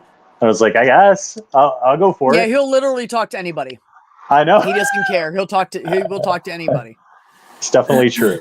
Yeah. So he talked to me, and that was my first ever. This is like probably my 10th ever live stream, and my first ever away from your brother. So like I just don't. This is all new to me. So Oh, okay. Cool. Yeah. Cool. Well, Yeah. welcome to YouTube.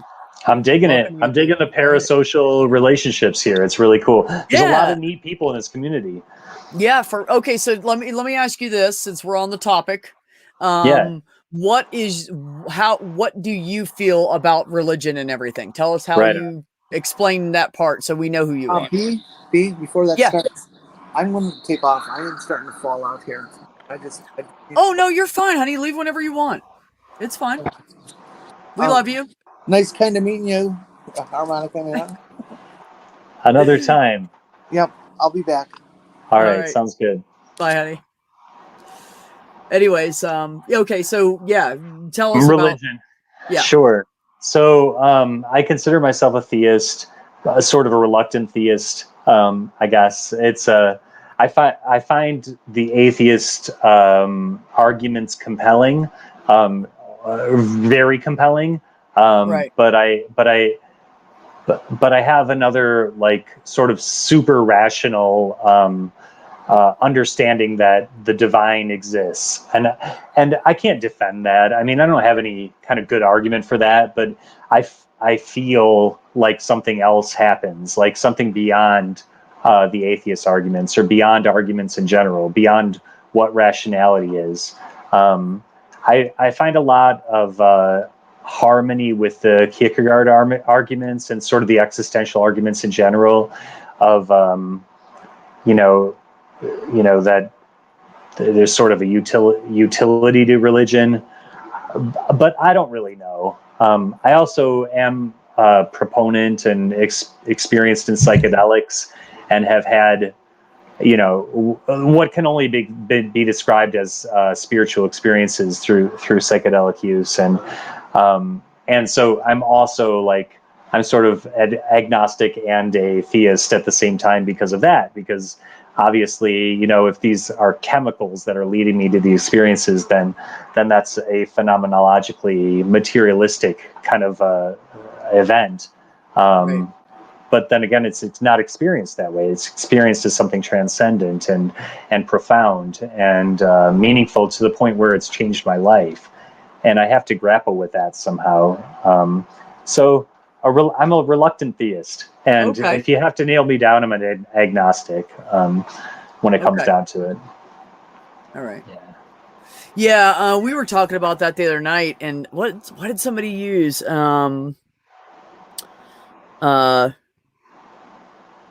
Apathist? Is that what it was? Interesting. Shit. I think it was an apatheist or something.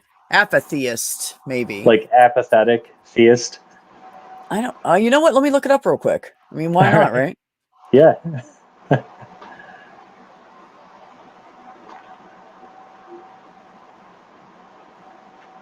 Yeah, it's an apatheist. It is someone who is not interested in accepting or rejecting any claims that God exists, or that gods exist or do not exist. The existence of a god or gods is not rejected, but may be designated irrelevant. One of the first recorded apatheists was arguably Dennis Diderot, who wrote, "It is very important not to mistake hemlock for parsley, but to believe or not believe in God is not important at all." So you're just apathetic about it. You just don't care.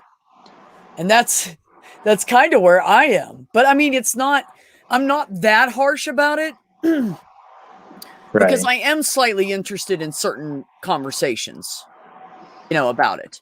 But I am not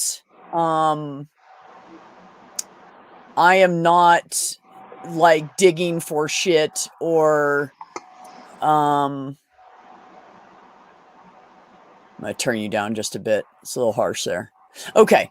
I'm not like digging to find conversations in it, but sometimes it's interesting to me. Like, I like talking to my brother because he says shit that nobody else says. Yeah.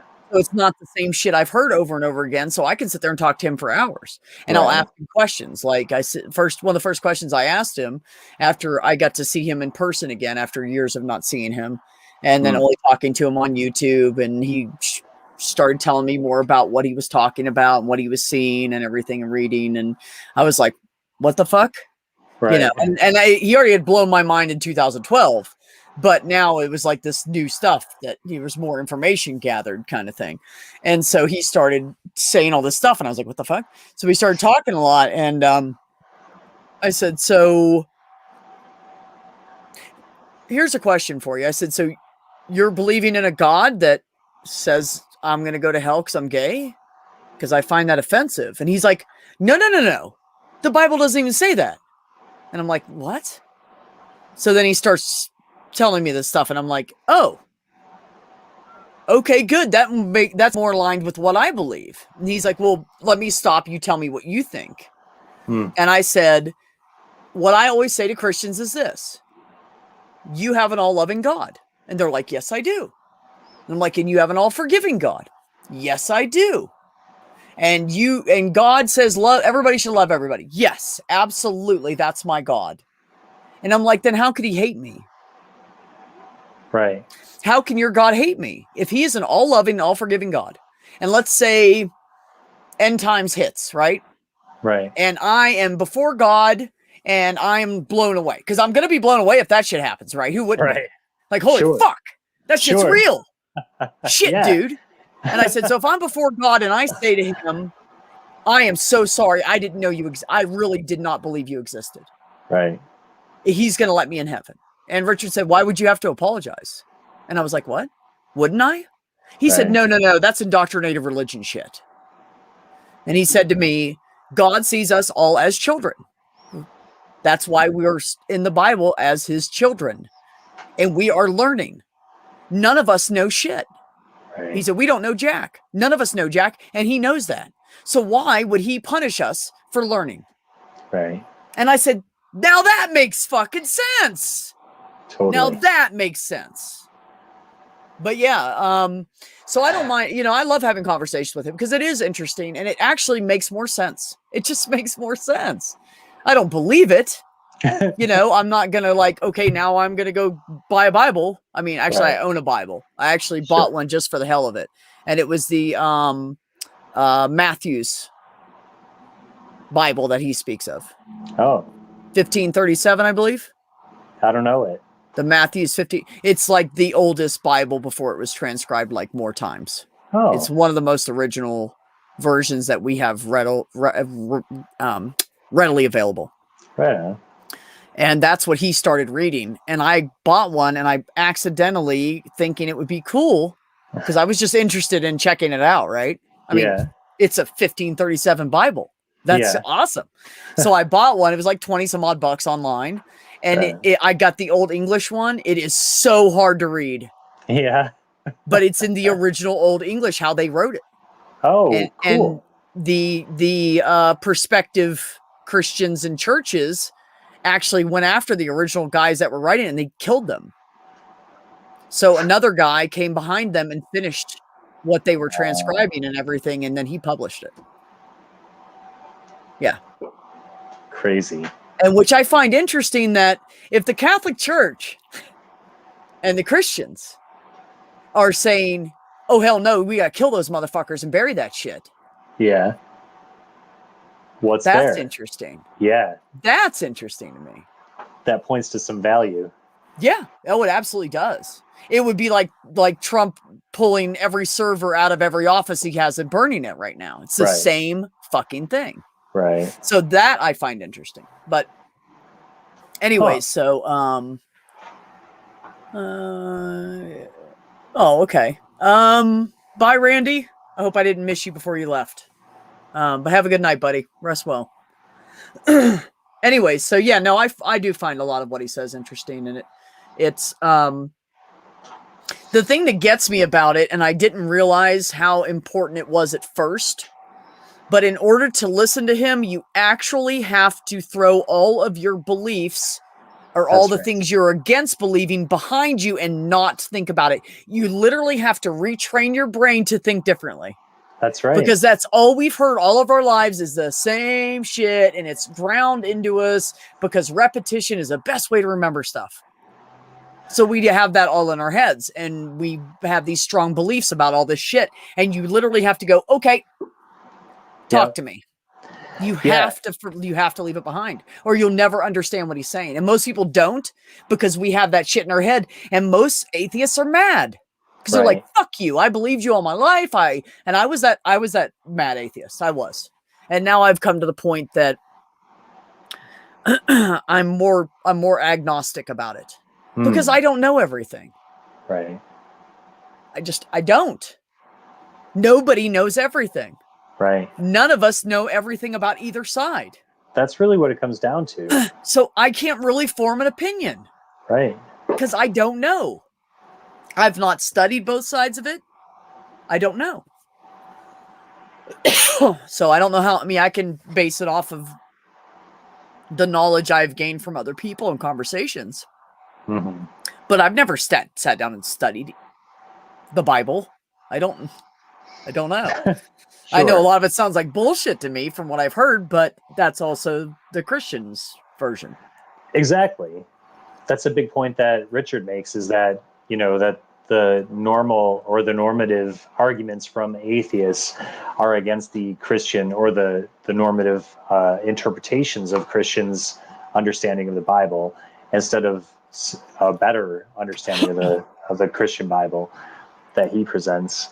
It's Right. really interesting. I think the novelty of what he says, the novelty of his interpretation, is really lends to the validity of it. I mean, it doesn't necessarily demonstrate the validity of it, but the fact is, it is unusual. Like you said, it's not like any other Christian teaching, and so it's compelling because of that. You know, I don't know. I'm really into it. I've been reading his retranslation of Genesis, and it's crazy. Like there's so many. It's almost like harmonics involved. You know, it's really. I don't know. I'm grappling with it, I guess. Well, you know, the thing that pisses off Christians is that, one, they don't have a defense for it. Right. Because he's saying something that nobody else has said to them. Right. And I have heard like 2 or 3 people say, oh, I heard something almost exactly like this from this theist. Right? Exactly. Well, first of all, of course, none of it's exactly the same. But it was also a very small percentage. Out of all the people I know on YouTube and Twitter and everything, I think it was 3 people that said, oh, I heard these other guys say this. Or no, it was 2 people talking about 3 different people, I think, if I remember correctly. But anyways, not the point. Right. So that right there kind of makes me go, wait a minute. So there's other people saying this stuff almost exactly like this. That's interesting to me. Because then there's a little more validity in what he's, you know what I mean? If one guy says it, 5 guys say it, 100 guys say it, then you're like, really? So there's other people with similar interpretations of the Bible? And I really wish I would have those names written down. I would give them to you. But they're on YouTube. Yeah, they're on YouTube, I believe. Okay. Or Twitter or something. They're somewhere. Does your brother interface with them? I don't think he ever has. And I honestly... maybe I think he might have with one of them and said that they were way more different than he thought they would be. I think there was one that he talked to. I think, if I'm remembering correctly, there was one. Yeah. But no, I don't think the other guys that it was people I was talking with them in the chat, you know, on something he was on, and they mentioned it and. Wow, this sounds a lot like this guy. Oh, that guy, this guy says that too. Oh, this guy says that too, you know, throughout the conversation. Yeah. And I honestly failed to write down the names, so I don't. Yeah. It's all right. A lot of information flies by. As a theist, I'm like, meh. Yeah. Don't really care if I write down the names or not. I mean, I try to do stuff like that for my brother. I really do. Like, I bumped into a lady in CVS who is a gay black female preacher, but preaches differently, and she started telling me like stuff, like saying things, and I was standing in line. I was at work and I was standing in line with some drinks. I was on break, right, and I had 2 drinks in my hand, and I turned around and looked at her and I said, "You need to talk to my brother." He goes, "Oh, do I?" And I said, "Oh yeah, you do." And so I gave her the channel name and everything, and I said, just comment on one of his videos or something, and he'll see it and he'll get back to you. Yeah. And oh, you're fine. You're fine, Sandy. Sandy said, "I'm yawning so much I'm crying. It's not the content. I've wound down." She said, "Good to meet you, Mac. People in the chat, take care. See you on the tubes. Peace out." Peace out, Sandy. Love you. She's great. She's a I don't take any shit kind of person, which I love her for. She's hard-headed and I love it. Yeah. That's awesome. She's like I don't know. She reminds me of like best friend / aunt Sandy, you know, like she'd be cool to hang out with and wouldn't give you, wouldn't let you take any shit from you, you know. I like it. So nice. Yeah, she's great. She's great. Anyways, so yeah, I mean, I don't know. I know there's other people out there that are similar, but you know, it does. I think more than anything, it gives me relief for him and his validity. Does that make sense? Yes. Yeah. Okay. Yeah. Because I want him to be happy. I love that guy. I mean, we've been we've been best friends since we hit teenagehood and quit fighting. Right. You know, like I was 12 and he was 15 and he was fucking with me and Yeah. I was hanging out with these two boys. They were brothers and one of them liked me and I was 12, you know, and the other one I kind of liked, but only as much as you can. And when you're really gay, you kind of have that crush thing, but you're kind of unsure at that phase. You know what I mean? So I had a kind of a crush on his brother, but he liked me but he was really sweet to me. His brother didn't really talk to me. So we're walking home from school. And my brother comes up behind me because he got off the junior high bus.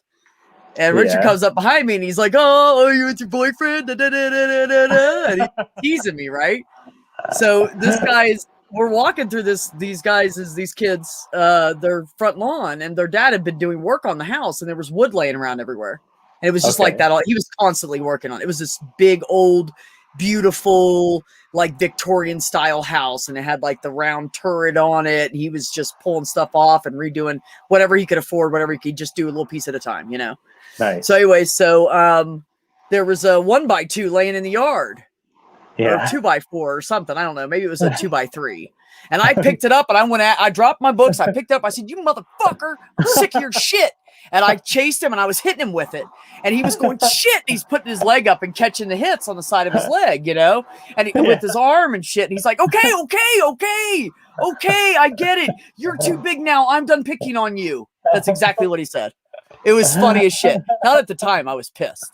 Right. No, you're okay, Junie. I know you're driving, sweetheart. That's fine. You be safe.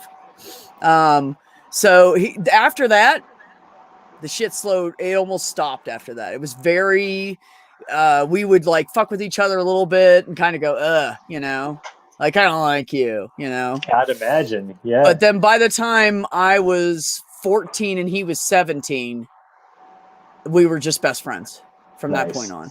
Yeah. When it was just him and I in the house and everybody else was gone, just me, him, and mom. Yeah, we were all like, we had good times together. Like all three of us did. Yeah. Yeah. Did he, was there a period where you were worried about him after his big first experience, like his breakthrough experience? God, yes.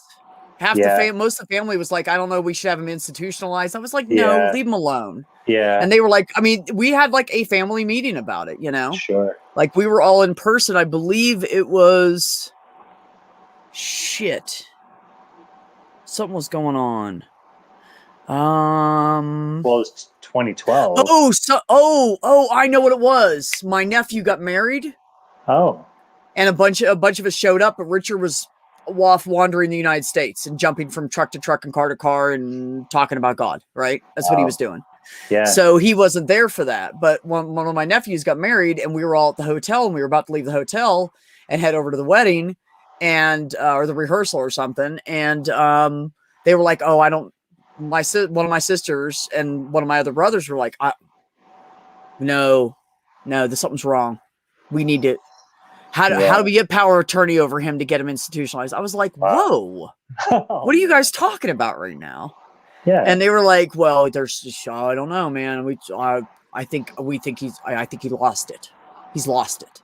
I'm like, okay, wait a minute. So let's analyze this. Why do you think he lost it?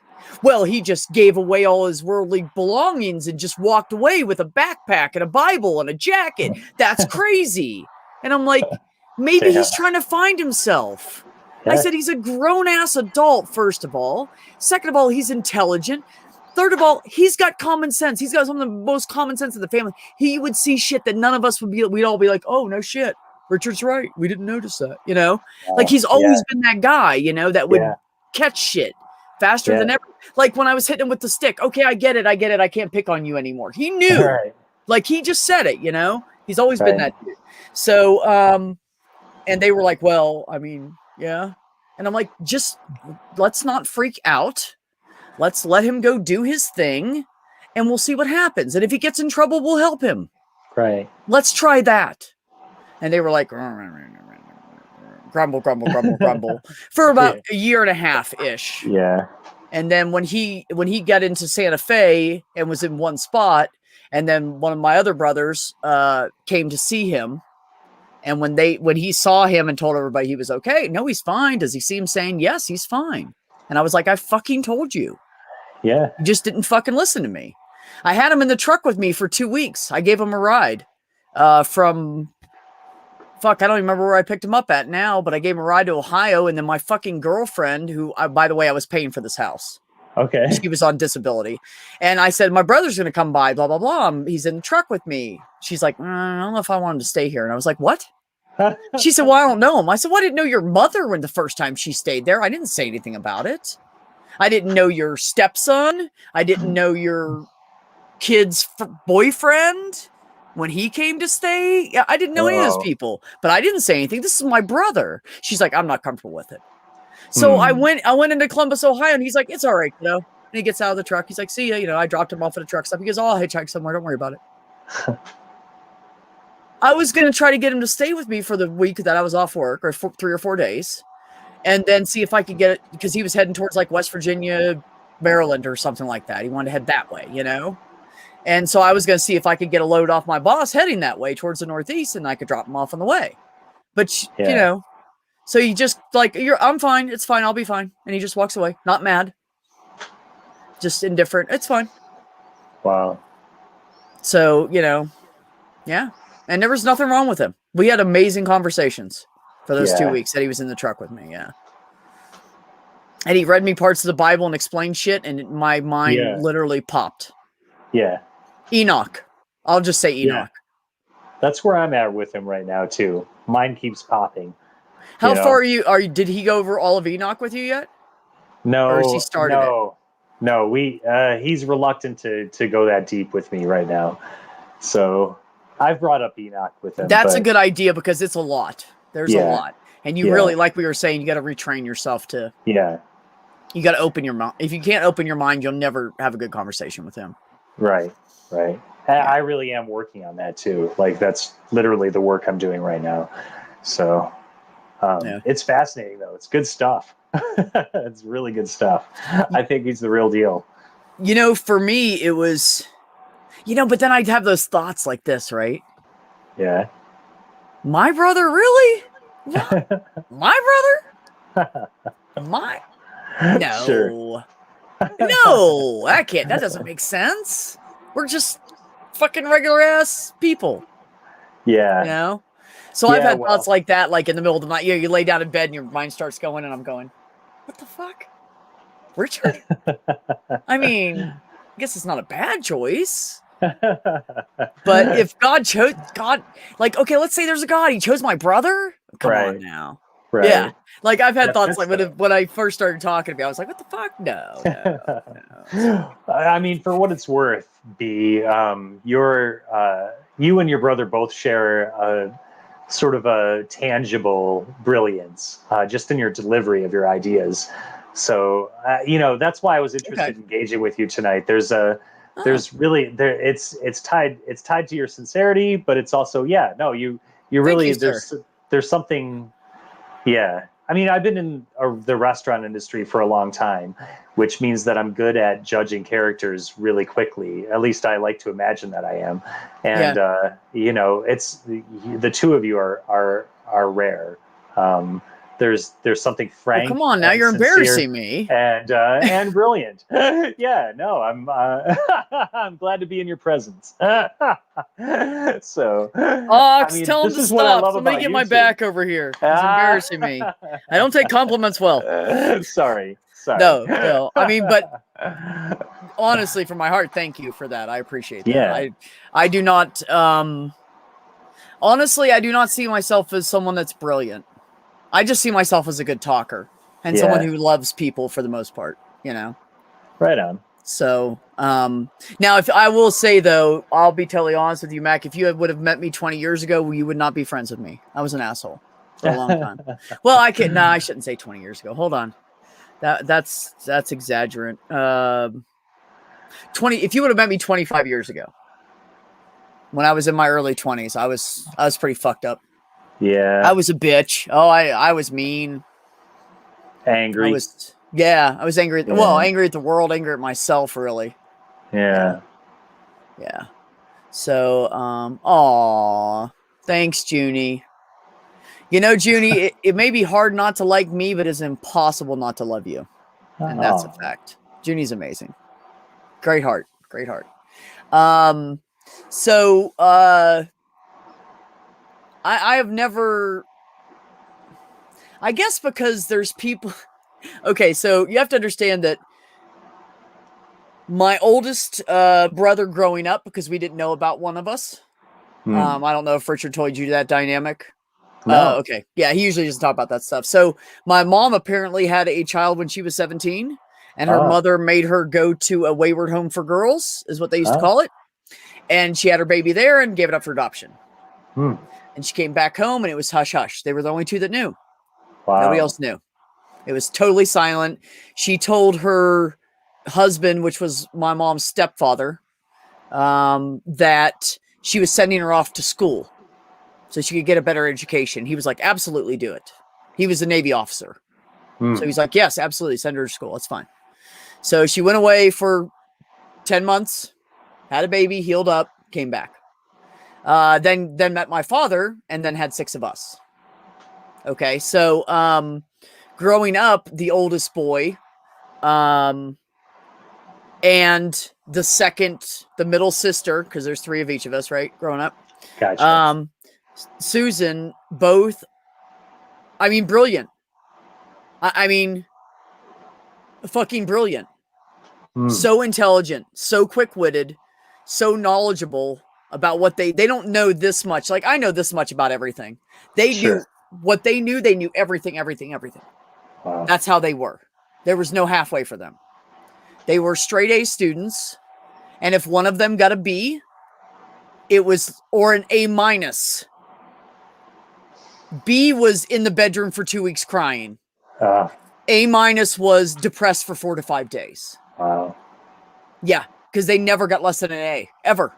It was effortless to them. I don't remember them sitting around and doing homework. They would just come home, knock it out, throw it aside. Let's go. I'm going to go do whatever I want now. My homework's done. And I'm over there going, the fuck is this algebra shit? You know what I mean? Sure.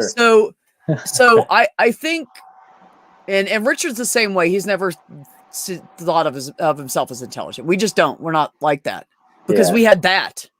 Right. And my mother always said to us, you guys should do better because look at these 2. Right. All my children are equally as intelligent. We're like, nah, Ma, you're wrong. No, we are not Walt and Susan smart. We're not. We're just not. It's okay. We can admit it, but we're not, you know? Yeah. And I think that was actually what messed up the middle kid, the middle boy in our family. He had middle child syndrome. And what messed him up he has reading and comprehension disabilities. I see. And he was born with it. It's nothing to be ashamed of. Right. But instead, he would tell people, oh, I'm dyslexic. He wasn't dyslexic. He had bad eyesight. And so everything he read was wrong. And then when he got older, we realized but if you put that, I'm telling you though, this is the truth about him. Book, no. But you can give him a vehicle and he will take it apart. And I've seen him do this, almost an entire vehicle.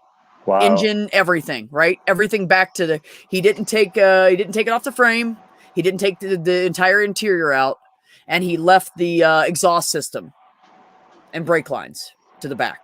He took the entire motor out, took it apart, laid it out on a sheet, cleaned everything, put it back together, stuck it all back in there, and it fucking started up on the first time.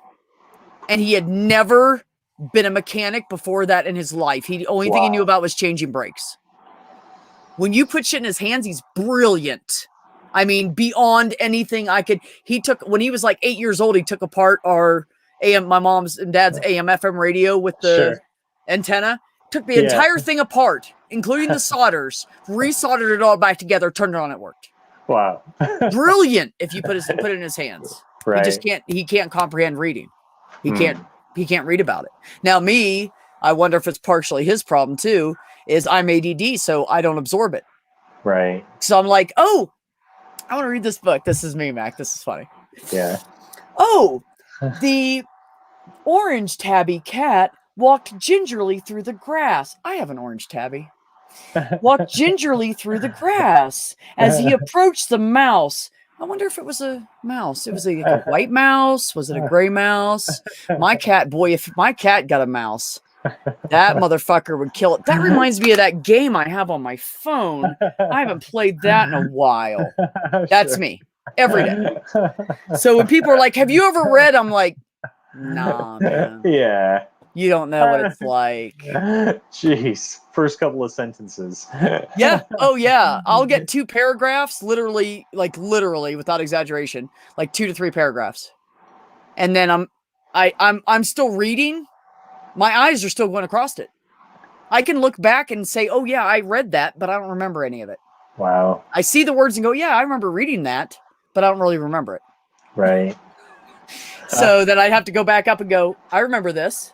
Okay, let me start. I'll start here in the middle of this paragraph because I don't want Right. to lose anything." And so every time it's like 3 steps forward, half step back. 3 steps Right. forward, half step back. And then I'm like, this book isn't worth it. Fuck it. I'm gonna go play a game on my phone. I can't. Fair I enough. just can't. That sounds frustrating. So, yeah, it's all right. So you have 2 kids, you said? Yeah. Yep. Cool. Little ones, Girls, boys? 7 and 9. One of each. I got a little Oh. boy, 7 years old, and a 9-year-old girl. And a wonderful wife, and just a good dynamic all around. It's all good. Yeah. That's awesome. Yeah. That's awesome. Yeah, You're too happy. I have to kick you off my stream. I can't do it. I can't do it. Fair enough. No, actually, honestly, I love to kick everybody one time because it's just fun. Right on. I definitely deserve it if happiness is a problem. Yeah. I'm a pretty happy guy. I mean, no, that's cool, man. That's great. I like good vibes. Yeah. And I've never seen you anything but what you are right now. You're always like, just like that. Smiling, positive. Yeah. Yeah, it's kind of sickening. So what kind of medicine are you on? Because I need to switch to that. No, the truth is I crashed this year during COVID, and I had a huge mental health crisis and ended up in the hospital and everything. And yeah, I mean, if you really want to like get down to the nitty gritty, I've got some gruesome tales to tell, but I survived and I feel good about that. And I really do like the fact that I work in a restaurant. The reason I gravitate to that industry is because I really enjoy interfacing with other people. And during the shutdown, I wasn't able to do that. I was really isolated. We were all really isolated in a really new way. At least around here we were, and I really suffered from it. I got to say that. But figuring it out on YouTube, like, this is such a joy for me, just like having a chat with you, a brand new friend in my world. It's really remarkable. Like, honestly, I'm feeling joy right now just from us interfacing. Like, it's wonderful. So cool, yeah, man. like, yeah. So I mean, it's awesome. It's awesome hearing your ideas, and it's awesome how accessible you've made yourself. Yeah. So yeah, likewise. So. But that is one thing you'll find out about me, Mac, is I don't hold back. I don't bullshit. It's awesome. I'll tell you some crazy shit, but none of it's a lie. I don't know how to lie. I try to lie, and I've tried to cover up my tracks at work before, and I've walked in my boss's office and been like, "Oh, dude, something happened to such and such. Really? What's going on?" Fuck. I hit it with my truck. Fuck. Like, I just can't. I literally, I used to lie so much when I was really young. Before everybody started leaving the house, like people started leaving the house. My sisters left, right? Yeah. So it was me and 3 boys. And one had his nose in the book. The other one was worried about football and pussy. And then there was Richard being a goofball. And and he was running around with all the guys. And I was like, nobody's paying attention to me. I had nobody. I went from having these 2 sisters in my life full time to I'm all alone.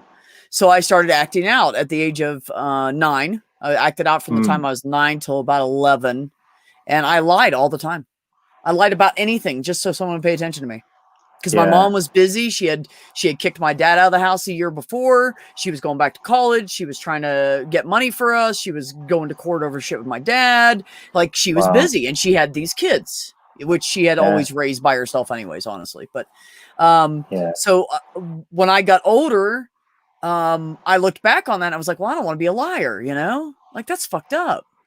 Yeah. So I got older and I tried to avoid it. And I was so angry that I would just say whatever, even if it wasn't true, I would just say it. And I wasn't intentionally lying, but I found myself lying again. So at the age of 37, I sat down and did a very deep self-analysis and cried for hours. And for about 2 days, it took me like 2 nights to do it. But the first night was the worst. And I couldn't even barely read the piece of paper. I wrote all the pros and cons about myself down. Honesty. Absolutely 100% on. I don't like this about myself. And I looked at it and I said, okay, I'm not going to do that anymore. And I stopped. I'm a horrible liar. I am horrible at hating people. I still catch myself instantly judging people and I go, what am I doing? Why the fuck do I care? And then I just shut it off. Nice. And then I'm done judging them. So really I've spent most of my life trying to just make my own brain the best I can make it. Right. So I can think the best that I can, so I can live the best life that I can. Yeah. Yeah. That's well put. That's really the game, I think. For all of us. We got to learn how to use this organ we've been given, the best we can. Whether you want to call it the brain or the soul or or the interface between the two or subconscious or that's right. Yeah, you can keep going with that. There's all kinds of names for that shit. Yeah. That's great. Very cool. Maya, right? I don't know if you know Maya. No, she's brilliant. She's brilliant. And advocate and mom and hardworking woman and beautiful and smart and all that. She's pretty much all that in a bag of crackers. So she said, what would I say about myself? Pros, no cons. I love it, Maya. I love it. That's awesome. Get it, girl. Get it. Maya's great. I love her. Awesome. Yeah, no, see, that's the thing is a lot of people try to promote on their channel, they try to get viewers, right? And I'll tell people, I don't care whether you watch me or not. That's not why I'm here. I'm not trying to make a living off of YouTube. I like human interaction. I like helping people. I like people to communicate and get and find new friends. That's my shit. Because I feel like there's like these chunks of the community. You know what I mean? There's different chunks. And a percentage of each chunk will know the other chunk. 15% of this, 50% of this main group will know the 15% of this main group out of this entire community, right? Right. But I feel like people don't really know each other because they're not in that one clump of that group, of the main group, right? So, my thing is I want people to know each other better. And I want people to, and I started out by trying to do mental health stuff, but people don't want to talk about mental health stuff on YouTube and admit to all their problems. I found that out. I tried. I always gave up and told the truth. And at first I had people on and then it just went and it died. Right. So, gotcha. But yeah, that's my thing is I like it when people come in and let's say I talk about my PTSD and someone else says, oh, I have PTSD. And somebody else in the chat that doesn't really know that person was like, me too. And then they start talking. Nice. Okay, well, now they know they're not alone. I'm good. My job's done for the whole month. I'll take that. One good connection for a month. I'll take it. That's super important. That's really healing for those people. Yeah, awesome. No, and people need it. Yeah. There's a lot of people in the chats on YouTube that feel very alone. And even though they're in there talking to people, they still feel alone. And I don't want people. I've been that person. I have sat in my little studio apartment before and crying, miserable, hating my fucking life because I had nothing and I hated myself and I hated the world and I hated my job and I hated my car and no, actually my car was great back then. That's probably the only thing I liked, honestly. But I just didn't give a shit about the car. It's just transportation. I didn't want the fucking car to begin with. Sure. I was forced to buy a car so I could work. Yeah. So, yeah, that's true. B lets me hang around because I got an insight on milk for the coffee. That's right, Ox. I love me some good fresh. Hey, Mac, you ever seen the star on the teat of a cow? No. It's because you ain't never milked one. No, I haven't. You ever seen that star on a bull? No. Oh, that's good because that ain't a bull. I wouldn't go looking at that. He might kick you. Yeah. That shit hurts. Shit hurts, my friend. Let me tell you what. Ox will tell you right there, man. That shit hurts, boy. Oh, I still makes me kind of sit funny from that one. Yeah. Somebody got me on that joke in real life. The star and a bull. I don't know. Just I know better. Bullshit. I know better than to stand behind anything like that. So In front of, underneath of. yeah. Absolutely. Gotta watch that shit. And Maya, I am not too kind to you. If I think that's what you said a little while ago. I'm actually very honest. And if Maya was like 1, single, 2, gay, 3, into old white chicks, and which she's so pretty, she gets some hot young thing anyway. So I wouldn't have a chance even if she was gay. And 4 is like, why am I married? Why do I in a long-term relationship right now? I would totally hit on her. That's your type, huh? Maya, you're like 5 steps away. Those damn stumbling blocks, though, they're really big. They're not blocks. They're like the Rockies, like 5 sets of the Rockies. That's what that is right there. No, anyways, no, Maya knows I love her. She's great. That's awesome. She is great. I keep trying to get her to come up and talk to us, but she's a little shy. Sometimes you can catch her. Well, no, it's not even that. It's just that she's doing shit. She's got a life. Gotcha. Sometimes she doesn't want to come on camera or whatever. And sometimes I'll be talking about something that's controversial and she's like, oh no, let me up there. Yeah, nice. I got shit to say right now. No, she's brilliant though. So she hops around and talks in different, and she's a great moderator. She always watches everybody's back in the chats, and yeah, she's a good egg. Nice. So what's the world here? Like, what's the network? How do I find if I look up Maya, will I find other connections to these kind of streams or? Well, Maya doesn't do her own streams. She jumps on other people's. So I don't even know. Honestly, I've been subbed to her for so long. I don't even know if she has any content on her channel. Okay. Gotcha. Maybe she can answer that and let us know. I would say,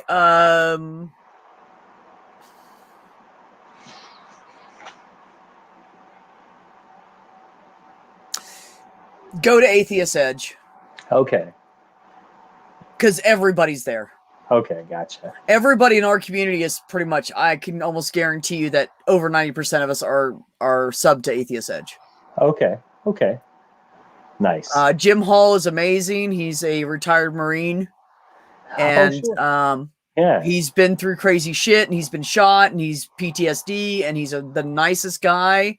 And really fun to talk to, very intelligent, and he runs a pretty good show over there. He's got some really good content, and he'll have everybody on from, Matt Dillhunty, Arn Raw, and everybody's been on Atheist Edge. I mean, I haven't, I'm too little, but all the big channels have been on Atheist Edge at some point. Gotcha. So, all right, cool. Thanks. I'll check that out. Ox actually put in the chat a link to Maya's channel there. Oh, cool. And Randolph said, I'm subscribed to Atheist Edge and many others. Yes, Randolph. And Randolph's actually a good dude too. Really easy to talk to. He'll have a great conversation with you, and he doesn't put anybody down. It's kind of like talking to Richard, but he's an atheist instead of a theist. Okay. You know what I mean? Right on. Like he's really cool. He's a really good guy, and he's very supportive of everybody. He always, like, if you want to do something, he'll be like, "I'll help you." Like he's just a good dude. Yeah. Nice. Very cool. Jeff, and I bet you means Jeff Spatchcock and Math Pig are trying to get me to start streaming. Maya, you really should. I would totally come over and fucking boost your shit, and hell yeah. Yeah, me too. Get it going. Randolph said, Maya, I just subscribed to your channel. Does this make me your sub? With a wink. Randolph. Hey, Charlie's here too. Welcome, Charlie. Glad you can make it, buddy. Maya has 69 subscribers. How interesting. Yeah, we do need to get more people over there. But you know what? I tell you what, if she starts doing some live streaming, you can even do live streaming. You don't have to do content. Takes a lot of time. I don't have time or the patience to snip videos and all that shit. People spend like a day on a 145-minute video. I can't do it. I don't have the patience or the time. But if you did live streams, yeah. Who wants to hear an old lady screaming at clouds? Whatever. You're so full of shit. First of all, you are not even fucking close to old, so kiss my ass. You're not nuts, so you're not talking to the clouds. Content can fuck. Yes, content can fuck right off, Maya. I agree. Fuck content. That shit is nope. And you know, honestly, I swear, this is exactly how as much as I love the content that our community puts out, if there's someone I love doing a live stream and someone I love premiering something, I will go watch the live stream. I like the interaction. I like that they're involved with the chat. I like all that stuff. I'm not there just to watch a video. Like I want to, and you feel weird like speaking your mind whilst the video is premiering. Like it's already happened. What am I gonna say? I can't even say anything. I can't even add to it. It's too late. It's true. I want to add to it. I want to talk, Mac. Can you tell? Definitely. It's awesome. I like live streams too. Yeah, I just prefer live streams. I do. Randolph said he's thinking of doing an early morning live stream tomorrow for Canada Day. Oh, is that tomorrow? Yeah. Nice. Happy Canada Day. It's either Day, tomorrow Randolph. or today. I'm not. Which one is it, Randolph? Because Ollie said something about Happy Canada Day, but I didn't know if he meant today or tomorrow before he left. So if you could clarify that, Randolph, since we are not from Canada. We are not Canadians. What is how does he say it? Oh, sorry, I was saying it wrong. Andy from Laughing Disbelief calls it Canada. Canada.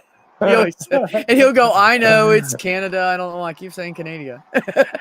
July 1st. That's tomorrow. Oh, okay. Nice. So what is that for you guys, Randolph? Is that like like our 4th of July, or are you celebrating something in particular, or? Yes, Randolph. Yes, Maya. That would be beautiful. He should sing "Oh Canada." Yes, live. That's how you should start your show. Just live, not pre-recorded. I want that shit live. Raw footage. This is raw footage of Randolph in his natural environment. You know what's funny, Mac? I'm going to tell you right now. I got a compliment for you. Okay. So I'm a very basically I'm empathic. Okay. I feel what other people feel.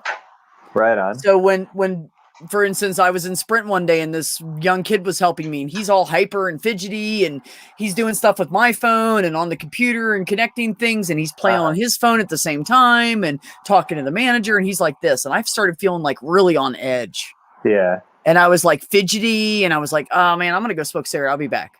I went out and smoked a cigarette. It didn't help a bit. I came back in. He was done with my shit. 5 minutes later, I left. About 30 minutes later, I was like, whew, I feel better. That was weird. Like I thought I was having a hypoglycemic attack because I felt so on edge all of a sudden. Yeah. So I stopped on the way home and got something fast food to eat. Just threw something in my mouth. I'm like, I'm not even hungry. That didn't help me at all. You know, I don't know what's going on right now. Yeah. So when somebody comes on my stream and they're a happy, uppity kind of guy like you, you're making me more silly than normal because I feel that. I feel your happiness. And I know it's weird, but it's just how I am. I can't be around people that are like this woman I'm seeing now, Peach, who was in the chat earlier. She's amazing. She's laid back. She's very sweet and very considerate. She brought me coffee in bed. I haven't had that happen in like 15 years, I think. She was like, you want some coffee? And I just woke up and she had already been up and made coffee. And I didn't even know it. And I was like, yeah, I'd love some coffee, you know? And I went to get up and she's like, no, I'll get it for you. And I was like, I'm sorry, what? You'll get it for me? All right. This is awesome. She's incredible. Like right there, I liked her instantly. Like that was it. Did she put the right amount of milk in it? Yeah, she asked me how much sugar I wanted in it, and I told her. And she put some nut milk. She uses nut milk, like almond milk. Okay. And so she's got an accent. This is kind of funny, and I hope it doesn't embarrass her if she's watching still. So she said it's nut milk, but she's from the Netherlands, so she has an accent. So it sounded like not milk. Not. Yeah. So I told her from now on, I'm going to call it not milk. because it's great. I think it's better than anything else to call it. Not milk. Perfect. Yeah. So she put some nut milk in my coffee and put awesome. the right amount of sugar and stirred up and brought it to me, and it was fucking amazing. I just felt like I was in heaven right there. Yeah. Oh my God, yeah. somebody did something for me, because I'm always the giver. You know, Right. if both people aren't giving, the giver gets tired, man. Right. That's right. You get Yeah, no. tired. And I'm 50. I'm too old to be doing. I'm not. Come I mean, on. I'm sweet and I'm giving, but I'm not going to give 150 and another person's doing 10. I'm just not Right. doing it. Yeah. So She sounds like a keeper. you know, I hope so, because she's really great. She's Yeah. intelligent and kind, and she thinks. Nice. Like Nice. you can tell when you talk to her, this she has thought about this. It's not just, oh, I heard this on social media. No, Sure. she forms her own opinion. She's intelligent. She has That's she's awesome. finishing her thesis for writing thesis for college. So she's working on that, and Nice. yeah, Very cool. she's pretty. I feel really like really relaxed around her. Oh, that's so cool. Yeah. Congratulations. Thanks. And you too. It's How a long have rare you guys thing. been together? Long time. 23 years now. Oh We're shit. coming up on. No. How old are you? Yeah. I'm in my 40s. I'm 43. Really? Yeah. Oh, you don't even look like it. Well, I was you thinking sure like don't look 35, 38. Yeah, I appreciate that. Yeah. We were babies when we got married. We joke about how fucked up it was that we decided to get married at that age, like how stupid it was and how wrong it could have gone. And Like, thank goodness we made a good mistake. Right. Yeah, exactly. Yeah. I mean, it hasn't been all smooth sailing, but we've grown together and really are distinctly different people than we were when we met and when we got married, but we're still into each other, and it's cool. We've got That's good awesome. kids, got a good family dynamic. We work on stuff together, and it's good. That's great, man. It's as good as it can be, as far as I know. So, Yeah, I mean, really, yeah, really. yeah. Guys that have bad relationships aren't as happy as you, so I don't think That's you're right. lying about it. That's for sure. That's right. Yeah. No, that's great. Good for I'm you. a lucky guy. That's really rare, and that's the Yeah. thing. That's why I encourage people not to get married until they're close to 30, or Totally. 30, or maybe a little higher, because you're still figuring out who you are. Yeah, absolutely. Most of us don't figure it out until we're like 30-ish, Yeah. and then we go, okay, this is definitely me. This is who I am. This is what I feel. These are my beliefs. We have all that basis going. And people get married very young. If they survive it, it's amazing that you both grew in the same direction. Like, that really is awesome. That is It's awesome. Yeah, it's basically blind luck. I mean, Right? but it's awesome. Yeah. Yeah. It really could have gone any way. Oh, So, God, yes. Yeah. You're really It right. went really wrong. I will counsel my children to wait until they're in their 30s for sure. Yeah, absolutely. I mean, yeah. So it's There was a couple times I thought my kid was going to get married at 20 something, and I was like, don't do it. and now he's 30. By the time he hit like 27, 28, he started backing off from that marriage, wanting to get married and have kids right away. Shit. Right. And Right. so, but then he actually met a woman that's totally crazy about him, and has a little Nice. boy already. And oh, and you don't know, but my son's trans. Okay. Female to male. Yeah. Okay. So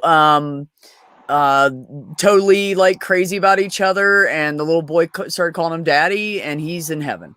Nice. He's totally in heaven right now. Yeah. Oh, that's so fantastic. So hopefully I'm keeping Yeah. my fingers crossed. We have like a joke going though, like ever since he was like, back when he was a she and was like 16, 17 years old. Yeah. Ever since then, there's only one of us in a happy relationship at a time. So we're both going, I hope this one's good. I hope this one sticks for both of us, Yeah. because this is how we take turns. We just have always taken turns. And it's kind of like I just duplicated myself into a taller, broader shouldered person. You know, that's like what an I did. I anti-you, duplicated yeah. myself. Yeah, I hope you broke that curse too. Yeah, and every Definitely. time, and I'm not even gonna say anything this time. I'm not even gonna talk about it with him. Just We're don't not even, discussing yeah. it. Nope, not even gonna talk about it. It's awesome. Because we're both like on a path of happiness, and I'm shh, zip, Good for him. zip it. That's Yeah, fantastic. yeah. That's But fantastic. he's a great person, has a huge heart, and works hard, Yeah. and you know, has done all the stupid shit, did drugs and snorted pills and Yeah. all that shit when he was younger, and since he came to me and said, I don't want you to be disappointed in me, and started crying, and I was like, what's wrong? And at the time she said, I want to be a boy, I want to transition, and I don't want you to be disappointed in me, is basically what it boiled down to. And I said, did you rape anybody? Right. And she goes, what? I said, did you? No. Are you a thief? No. Okay. Do you murder people on a daily basis or anything? Have you murdered anybody? Oh, no, Mom, no. Then I don't care. Be yourself. You haven't done anything wrong. Right. You do what makes you happy. It's your fucking body. It's your fucking life. And since she took that step to he and started, it totally like so much like I feel good. Here I am. Yeah. And I love seeing it. Yeah. My best friend ever transitioned about 10 years back, Oh, male really? to female. Yeah. And I saw the same thing happen. Sorry, Matthew. Really? Yeah, you see them come out of their shell, right? That whole empowerment, like, this is who I'm at, this is who I am, this is who I'm comfortable as. It's awesome. Math Pig, we cannot be twins. First of all, his Adam's apple is much larger and longer than mine. It's true. Second of all, I don't have cats. 5 o'clock shadow because mine's blonde. So when I do have to shave every week and a half, you really don't see it unless I'm in the sunlight. And I hate to say it, but I'm better looking, so we don't really look alike. That's so true. No, it's not true. You're a good looking dude, Mac. Hilarious. It's fine. I'm just fucking around. That is hilarious. You know what, Math Pig? You come on in. You come on in, buddy. Please join, Math Pig. You're the best. Hold on. I love half asleep, mostly high and drunk Math Pig. This is my buddy right here. This is like my little brother. Nice. I love him. He's great. He's the reason I'm in this community. No kidding. Because I started following Richard's streams just out of supporting my brother, right? Sure. And I was kind of like, I was really touchy at first because people would say shit about him in the chat and I'd get mad. Yeah. And he was like, no, it's fine. I don't care. I don't care what they think. It's fine. I believe what I believe.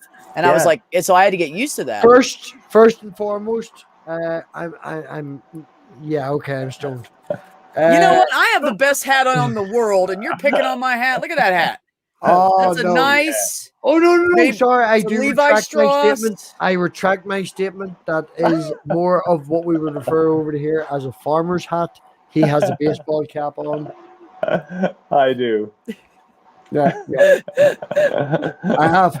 But thank you very much for inviting me on. B. It is quite late. I literally I was in a hangout with fucking Knock, and I was like, man, for the last half hour, I'm going to bed. And then I get an alert, and I was like, that fucking bitch, fucking bees guy. I'm gonna have to pop in and say hi before I go to bed. You know I love you, buddy. I love it when you pop in and talk shit. And so generally, I am not the reason that you're in the community. The reason I'm in the community is your brother. Well, no, that's what I was saying. So I started out following Richard, and he was doing those streams with Math Pig. They were doing like the entire fucking Bible or something. I don't know. No, we did the David and Goliath story, and then we did the Book of Enoch, and then we did what's that fucking Eden? No, I fucking can't remember because it's really weird.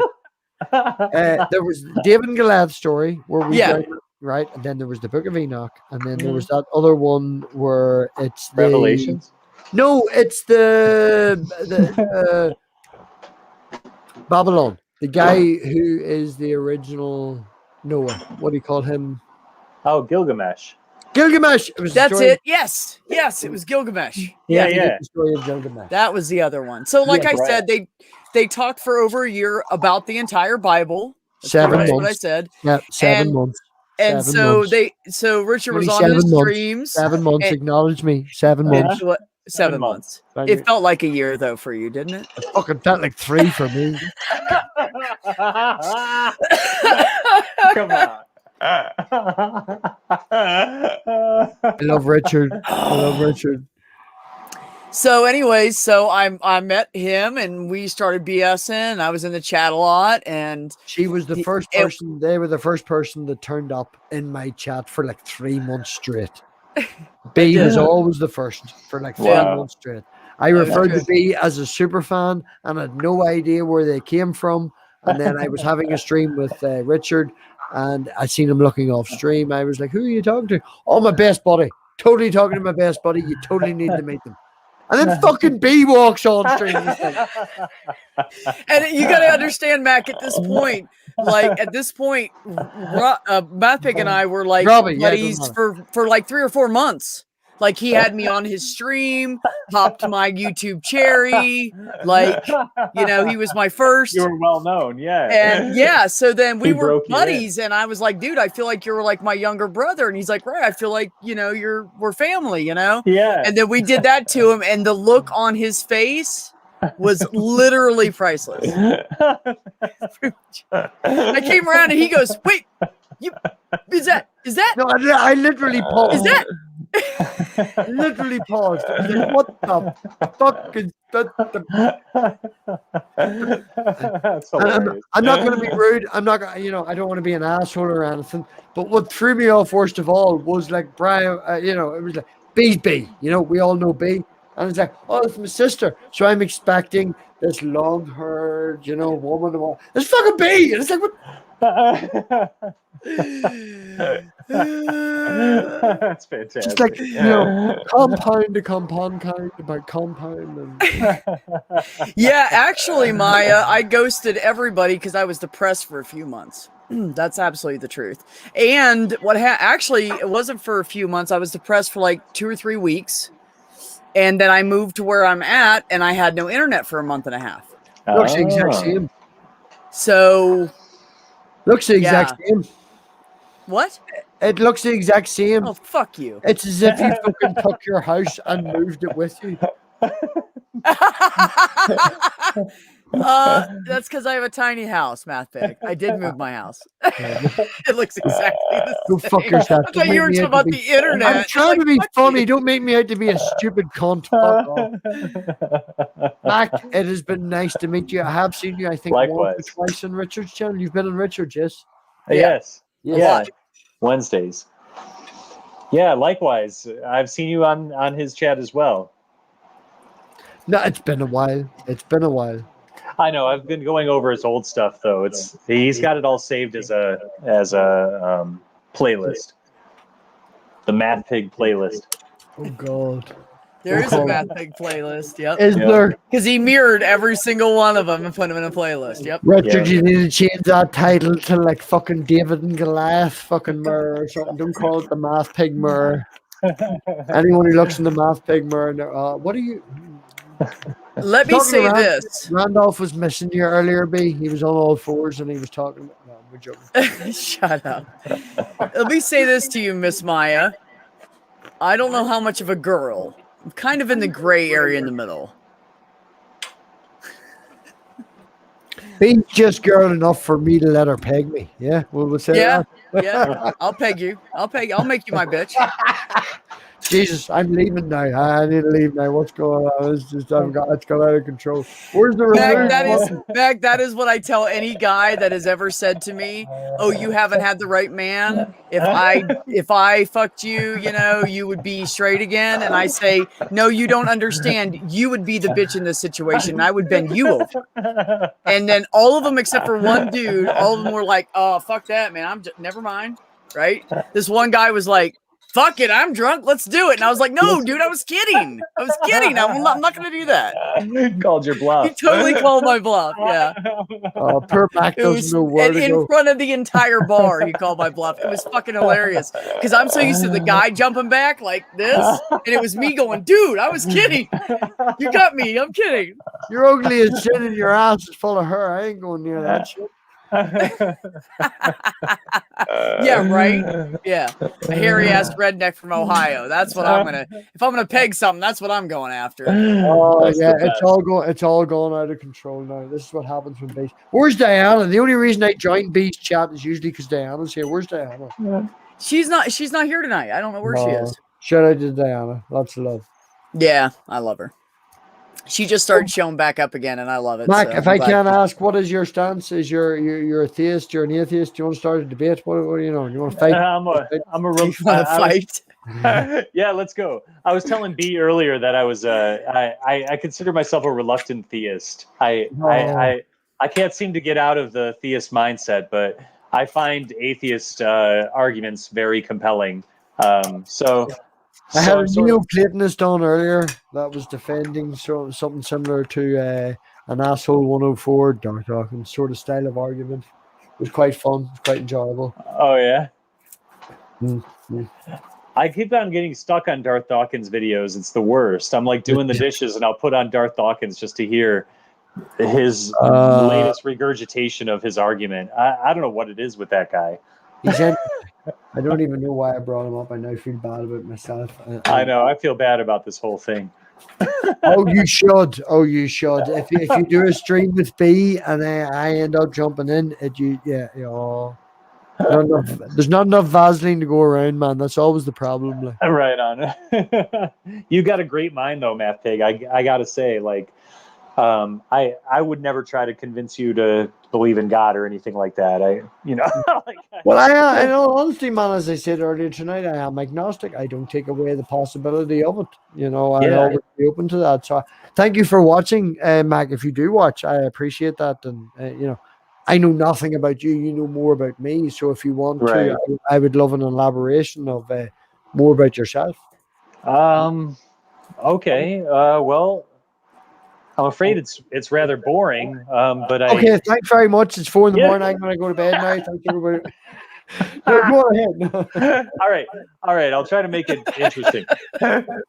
I grew up in a very waspy kind of a Protestant world where my parents taught me that everybody's religion was true, sort of, and never really directed me anywhere. And so I was exposed to a lot of different religious ideas. And then I found myself really, really interested in high school with people who experienced what were known as mystical experiences. And so I read about like the mystical poets and the Sufis, and that got me into a whole I guess a rabbit hole of ideas that are sort of close to heresy, kind of on the edges of religion. And so, I studied magic and Kabbalah and numerology and astrology and stuff like that. And I maybe ironically that all kind of led me into interfacing with skeptics and atheists and the ideas for authentic epistemology and things like that. And interestingly, those didn't derail me. So I still have a belief, sort of a stubborn belief in the supernatural. But I'm confronting that right now, and I'm dealing with that right now. I guess I'm kind of in a moment in my journey where I'm facing that. So totally understand that. B and look who Richard, I found in the chat. B and Richard would both back me up on this. That I couldn't find a label for myself when I joined the community, so I invented one, and it was Math Magic Pagan. It's sort of being open and stuff. There's a whole backstory that both B and a lot of people here that have been watching know, so I'll not bore you. But yeah, I'm definitely open to that, man. That is exactly the same sort of lines of where I'm coming from. Hi, Richard. Hey, Peace Richard. and respect, everybody. How's everybody doing tonight? Doing good, brother. How are you? Doing fine. I was Doing trying great. to How sleep. you doing, gorgeous? Trying to sleep. Tuck my pants off. Was getting Sitting ready here for being bed. good looking, brother. That's And what I then do. B That's went and what you tried do to, best. B and Now I get macadamia. those 11 viewers, baby. That's it Yeah. right there. IC13. IC13, B. It's a new record. Oh, up to 13? No, I that's see not my. I think my 13. record is like 20. Oh, no. It just went down to 12. As soon as I said 13, it went down to 12. Somebody It's does okay. not like 13's being- an unlucky number, isn't it? If you're superstitious and give a shit about Oh, that it just stuff, went which I down do to not. 11. It's getting worse. The more we talk about numbers, stop talking about numbers. It's now down to 11. I'm sure she really cares. Really. See, that's it. No, at the end of the day, B, But I people- love numbers. people, right? Well, if you really want the big numbers, start calling Richard a load of names. I'll start picking Oh, on sure. Mac. We get some drama going. Do you want to make up a fake fight? Make a real dumpster fire. You long bearded carpentry saw wielding electrical wiring Wait, all this is construction true. guy who can do anything in Greater Road. Let's make up some fake drama. Is that a good right? start? Let's make up some fake drama. Did you steal my teddy Oh, that was bear? all true. Never mind. Did you What? steal my teddy bear? Did you steal? I had a teddy bear. It was perfect. Are you the one that stole my teddy bear? Internet drama. He stole my teddy bear.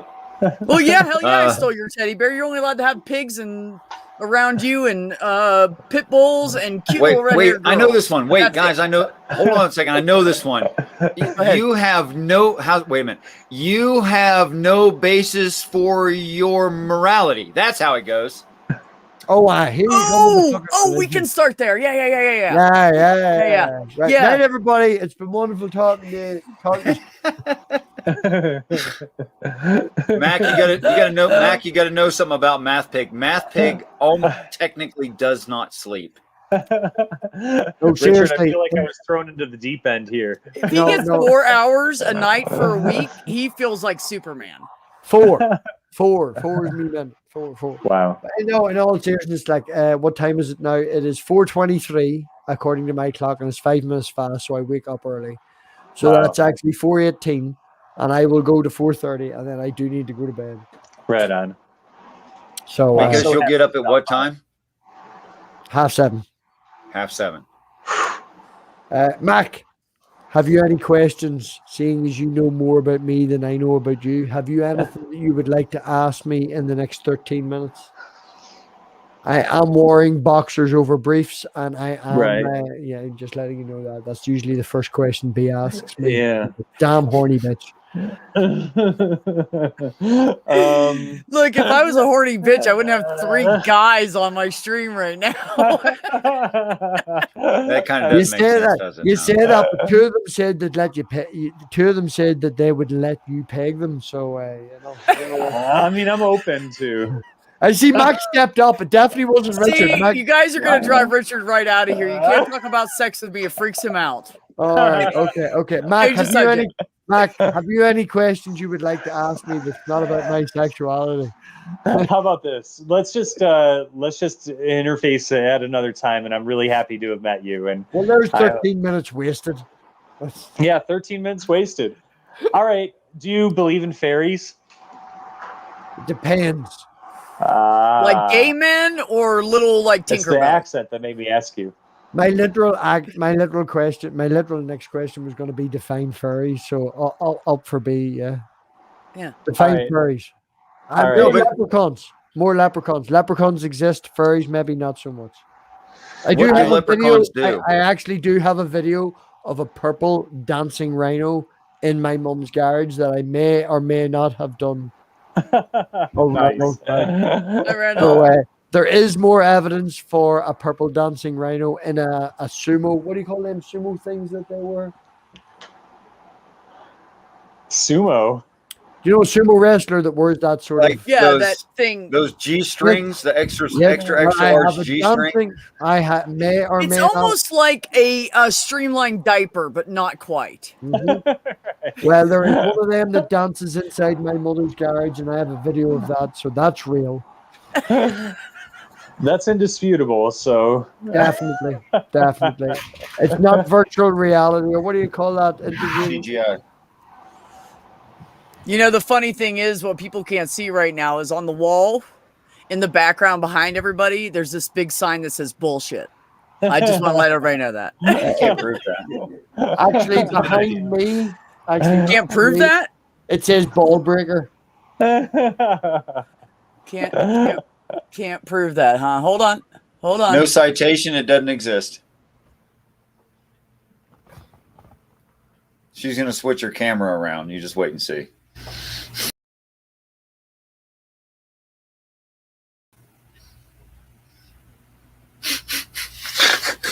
All that just for that. You do not know what you are doing, B, do you? He said he needed proof. By God, I had proof right there. I just had to show you. Ball breaker. Yep, ball breaker. That's right. That's me, nice buddy. Font you got there, B. What's that? It's a nice font in the background. Oh, thank you. I just found it right before the stream started. I just went on Google and I Googled bullshit and I looked up images and I scrolled all the way down to find stuff that not everybody else has used. Went down a couple pages and found that. I like Nice. it. It's kind of like the Coca-Cola script. Right. So this picture, right, that has been put on the internet by someone has used it. You have picked because no one else used it. No, I said it's more or less likely that people have used it. Because everybody finds the first few. So I always go all the way down to the bottom and try to find shit I haven't seen yet. No. Totally understand. Totally fine. Yeah.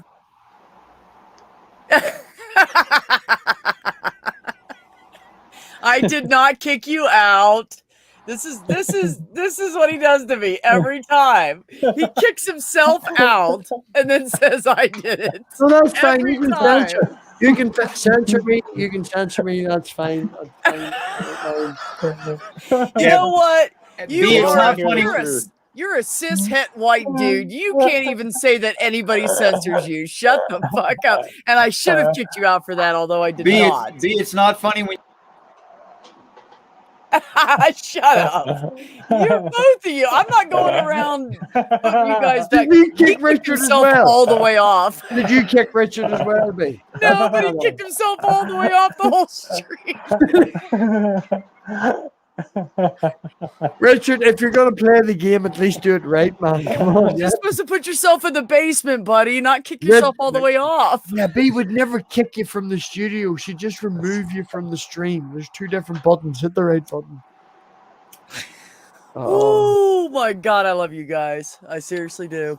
I love every single one of you. Just you wait. Randolph's off getting changed. Whew. Is he going to come back in a sumo wrestling diaper? I don't. Only if you're lucky, B. Oh God, please no. Please no. After seeing Math Pig in a mankini, I can't take any more this year. What the fuck is wrong? Hi, Richard. I just can't. Hi, brother. What's wrong with me and a mankini? The GIF is wrong. Right? The entire idea. Yes. I saw way more of my little brother than I ever wanted to see in my life. Let's just put it that way. It's not you particular, it's just any man in a mankini. Any at all. Well, yeah, of course. Are you right? uncomfortable? Well, B has an excuse. B is very evident. I don't like penis. Are you just uncomfortable with your sexuality, Richard? No, I'm not uncomfortable with my sexuality. I just think some things are appropriate to wear and something. I also laugh about women in ridiculous clown clothes. Oh, I would ridiculous. Yeah. Yeah. Like they wear those fluffy ass weird. Yeah, those things. pants are like 3 times too big for you, and they have polka dots. How is that not clown pants? Right. I'm going to bed. I'm going to fucking bed. Touche. I can't my even friend. have a wank before sleep now because Richard's ruined it. Like, Oh, too bad. I'm going to make something to eat and go to bed. Everybody, thank you very much for coming. It's wrong channel. Wrong channel. Right? No, this is my channel. Thank you for coming, Robbie. He's so tired. Maybe he'll sleep. Math Pig. You should really get sleep if you're tired. Go to bed, young man. Yeah, I'm not. I love you. Love you too, Richard. Buy a watch. Talk to you on Yeah, Mac, I have one. I do. Seriously, yeah. We'll put it 7 hours forward, and then we can chat. Right. That's a good idea. That'll work. Oh my God. Get the fuck out of here, dude. Okay. Oh, fuck you then. All right. Bye. Wanker. I love Bye. you. Bye. Go to bed. Oh my god, I'm laughing so hard my cheeks are hurting. Oh.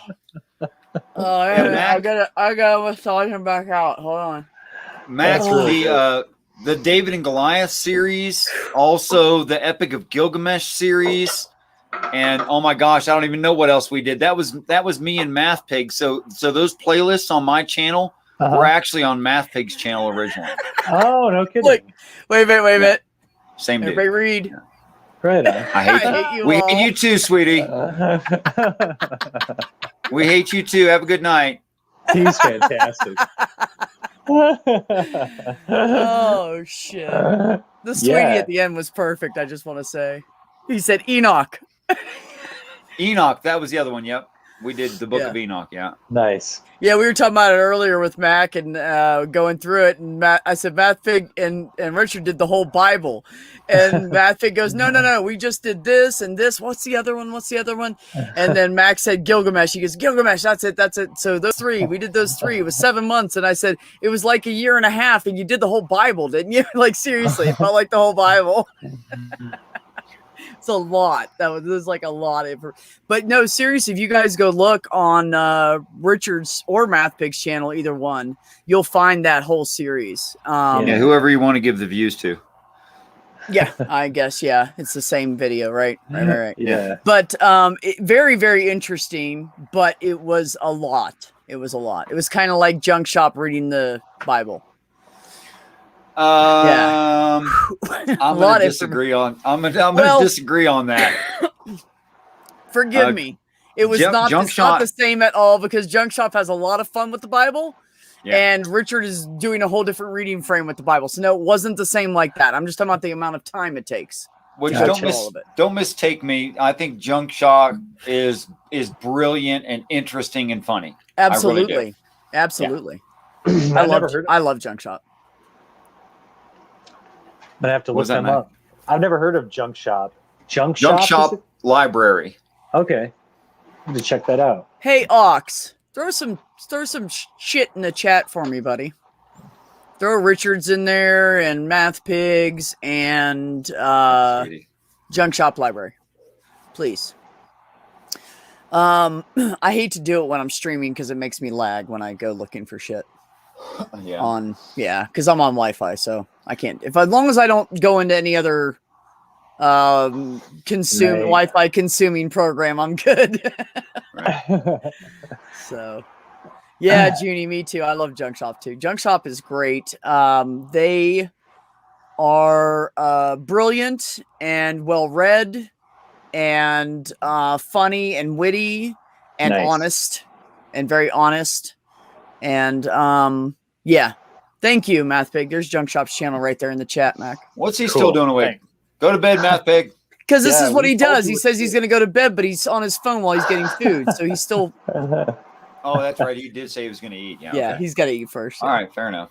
Yeah, he's been talking all night. So. Yeah. Don't eat too much. So sorry, go ahead. Yeah, no, Mac and I started out this conversation talking about you and your beliefs and not necessarily the beliefs themselves, just in general. And how you came about to it. And he asked me my impression of the whole thing when you... So you can go back and watch that later if you want. But I think I pretty much... I'm sure you were honest, whatever happened. Yeah, well, yeah, of course, you know. But I think I pretty much told all of it to you anyway, so it probably wouldn't matter. But just let you know we were talking about you. No, that's fine. That's fine. How's it going, Mr. Randolph Richardson? Oh, it's going pretty good. I'm looking forward to the day off tomorrow. And for Canada Day, I'm thinking of starting a live stream early tomorrow morning to start off Canada Day with kind of just a live stream celebration. I've never done live stream before, so this will be a good experience, I'm hoping. And yeah, what time are you thinking, Randolph? I'm not sure yet, but it'll be before my rest of my wife and kids wake up who are sleeping in. So probably sometime before 0800 Pacific time, so that way it gets the people in the east before noon. Right. I would say if you want people on the East Coast to be there, you'd probably have to do it like 5:30 in the morning. Yeah, I'm not sure what time I'm going to do yet. Yeah. I want to make sure that it's available for everybody, though. So it's Yeah. Well, that's something cool, man. more like 8 That's or 9 great. in the morning kind of thing. So I'm not quite Well, sure. I'll be finishing up my first cup of coffee about then. I'm going to drop by and bug you. Sure. Yeah, that'll be great. And I still need to get onto your channel with you to have that long conversation you want to have. So I am looking forward to that. Well, I am Nice. I am personally persuaded that you are probably more intelligent than I am, and I appreciate harsh critique, which I want. Oh, well, that's what you want. I'm not. I don't think I'm smarter than other people. No, that's not what I said. I didn't say you think you're smarter than other people. I said I think you're smarter than me. That's not I'm the same disagreeing. thing at all. I'm disagreeing. I'm disagreeing with you. No, I'm you're trying not. to do it in a You gentle didn't even way. address what I said. Yeah, I'm trying to do it in a gentle way. Thank you, Ox. You're amazing. Thank you, Math Pig, for the ones you put up. Maya Adkison is putting up some of the lyrics of our Canadian national anthem. So Yeah.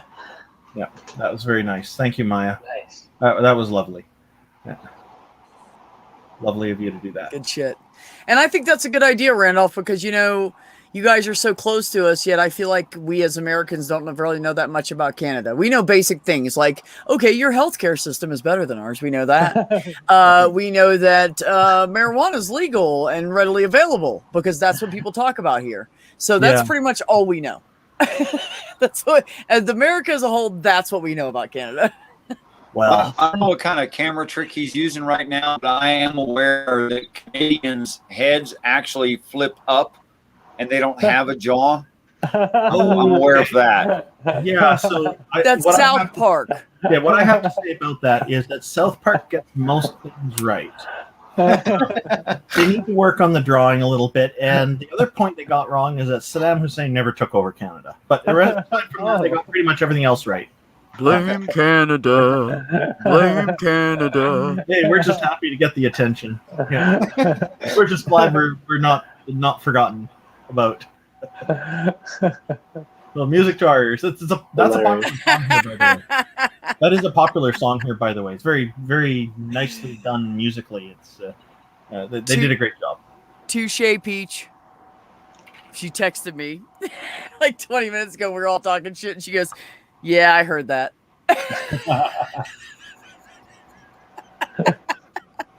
Wait a minute. Donald Rumsfeld died? Oh, really? Yeah, he Only died for in a while. Taos. Huh? Only for a while. Yeah, well, okay, touche. Yeah. Depends on what you believe about that.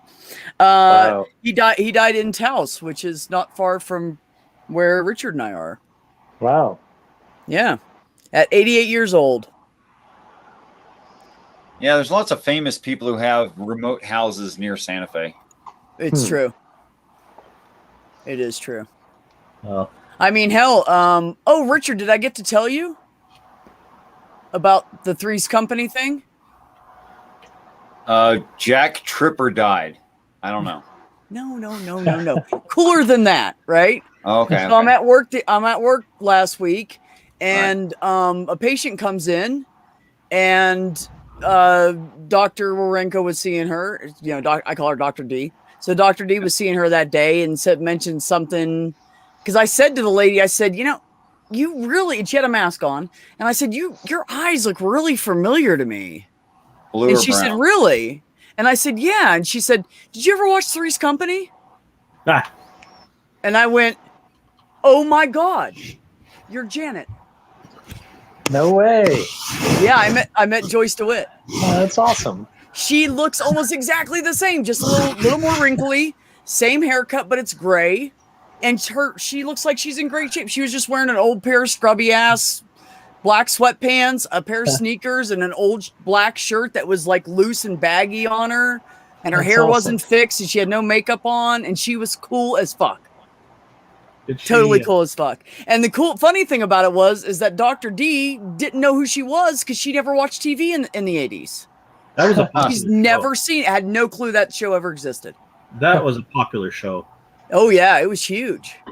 It was huge. And she said, yeah, you know, they were, when we first started doing that, they were like, you should really smack Jack hard. And she's like, no, that's not going to be as good as the way I'm going to do. I'm going to do it like this because it's going to come out better. And she said, and I was right. She said the more of the, smack than a smack. You know what I mean? So she said, so I changed that. And well, we could stand here and talk for a while, but she's waiting on me. But I changed a lot of stuff. And I said, no, we're not going to do it like that. She said, so we all got together and we all changed a bunch of stuff. So yeah, she's really cool. So no, I didn't know single? that. Huh? I said, is she single? I'm just kidding. She might be. She was really cute. She was really cute. She's beautiful still. She is. She just looks like, you know how some women like stay like pretty young when then they get older, but then some women like just age gracefully, but they still don't, like, she looks 20 years younger than what she is. I think she's like 70 something. She does not. She looks like almost my age. Like maybe 58. Maybe 58. And my wife's like that. People think she's a lot younger than me. Oh, thank you, Ox. She is 72 years old.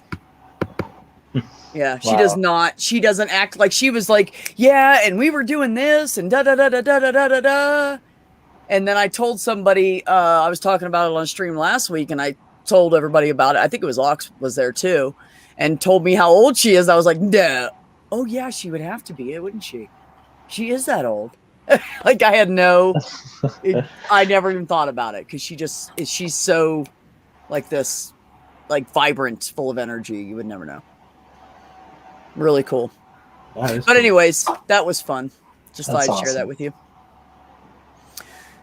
Yeah, I know that when Richard and I were growing up, Three's Company was definitely on a lot. So the girls wanted to watch it. Yep. I think that homosexual males today would consider it quite insulting. Yes. Definitely. Probably would, yeah. Yeah. There's been an enormous tone shift. But there was those the Wayans brothers, they did that White Chick movie, which was kind of like a spoof off wait. Everyone's allowed to make fun of white chicks. That's always socially acceptable. Because first of all, they're white chicks. Well, they were making fun of Karens, honestly. Yeah. So I guess it's really not that bad. It wasn't a white chick. They were white Karens is what they were acting like. Totally different. I don't care who you are. That's always annoying. Oh, is that for Ox? That's for Joyce DeWitt? She's from Wheeling, West Virginia? Huh. How funny is that? Shut the front door. How weird. She was born in 1949 and is 5'4". That's accurate. She's definitely that tall. Yes, Maya. Making fun of Karens is absolutely socially acceptable. I agree. Anyways, brother, so I just wanted to tell you that because I knew you'd think that was interesting. That's a cool story. Yeah. Not uncommon around here, apparently, though. There's famous people wandering around everywhere, so. I've met 8 Jesuses since 2012. Oh, I'm sure you have. Yeah, I talk about meeting a famous person, right? Yeah, but not just the famous person, but 8 of them. Yeah, 8. 8 of the most famous person. Yeah, that's true. Santa Fe is wild. It's really good burgers out there, though. Yeah. Their burgers are famous because they put not Texas chili on the burgers, but Mexican chili on the burgers. Yeah. That's right. And if you get a chance to try Hatch green chili, those are weird words. I'm going to say them again. Hatch green chili. Take the opportunity. Which is good because you blinked. Yeah. Yeah, no, that's what I was telling people before. The cool thing about living here is everybody has green chilies. And it's not a chili, like it's not salsa.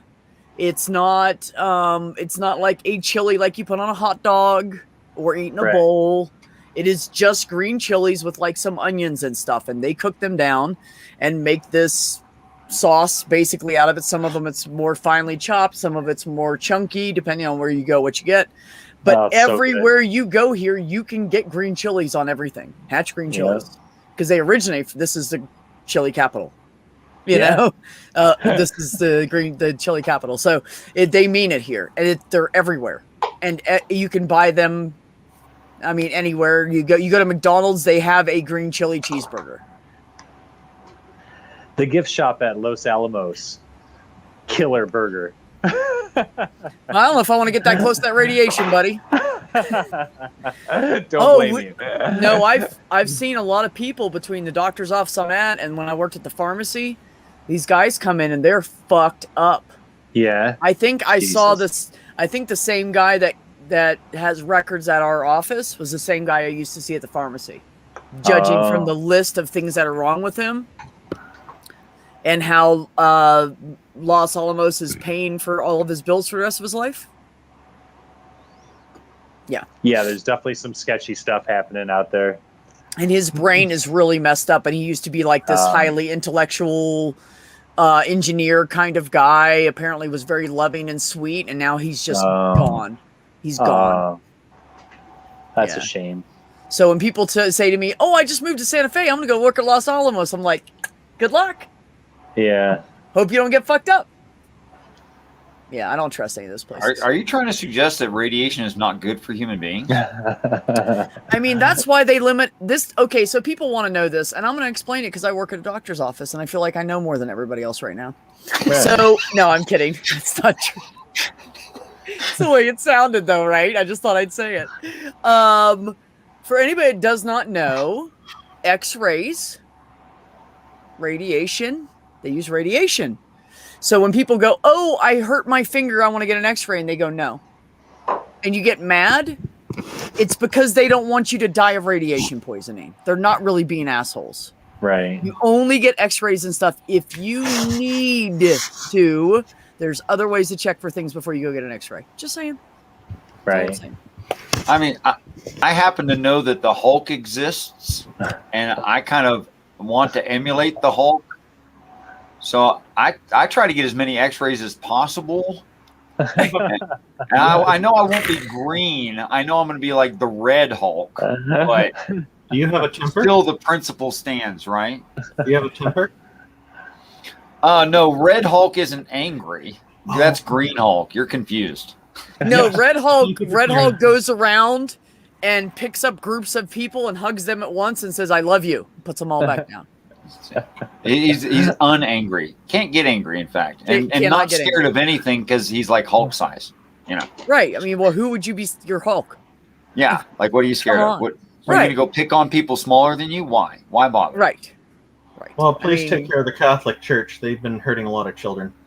I'm working on that, actually. I'm working on that right now, as you probably already know, actually. Excellent. Keep up the good work.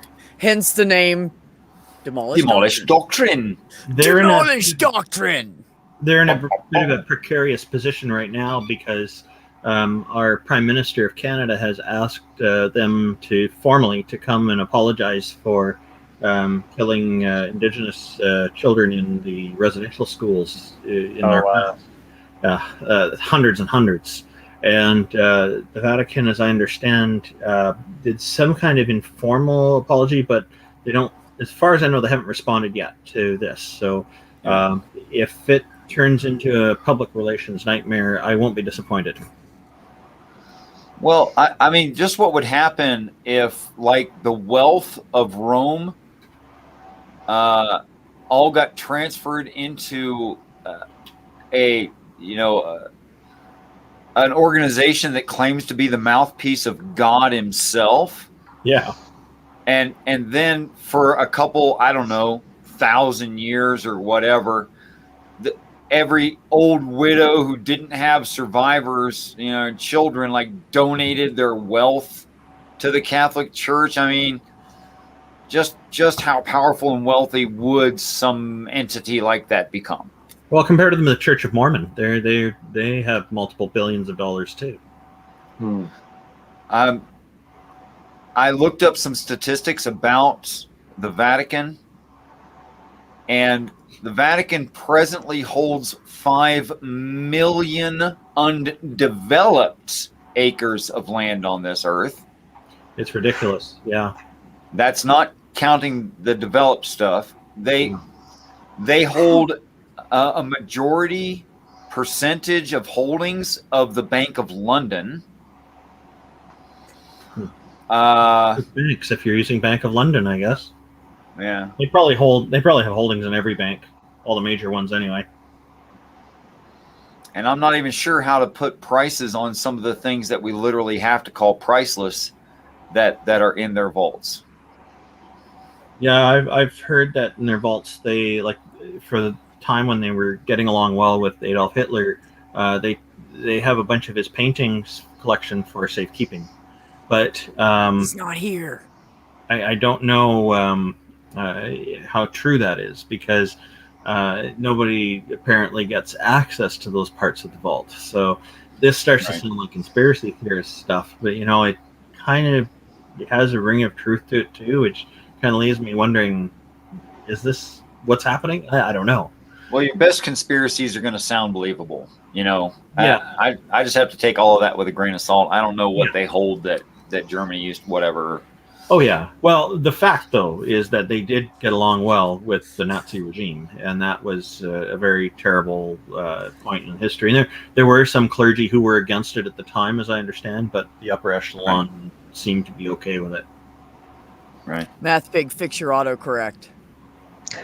I have not sent you either one, but I've definitely not sent you duck pics. Oh, Dear autocorrect, it's never duck. Look what Gio put up, a duck. Here's a duck pic. Come on. Yeah, and the way I look at it, Richard, is, these are ideas that are out there. It would be interesting to confirm one way or the other, and at this point, it's not confirmed, not verified, so it just rests as an idea as far as I'm concerned. Well, I've got good news for you, Randolph. There will be no stone unturned, including the Vatican. When? With the quaking of the earth. Actually, what I think is the eruption of Yellowstone. Oh, okay. And the eruption of Yellowstone, that has to do with the geysers and stuff, or is it something else? Well, here's some interesting science for science fanatics. Excuse me. The University of Utah, and also in coordination with the USGS, or United States Geological Survey, over the course of more than a decade, more than quadrupled the amount of seismograms, that's the machine, which print out seismographs, all over that tri-state area, Idaho, Wyoming, and Utah.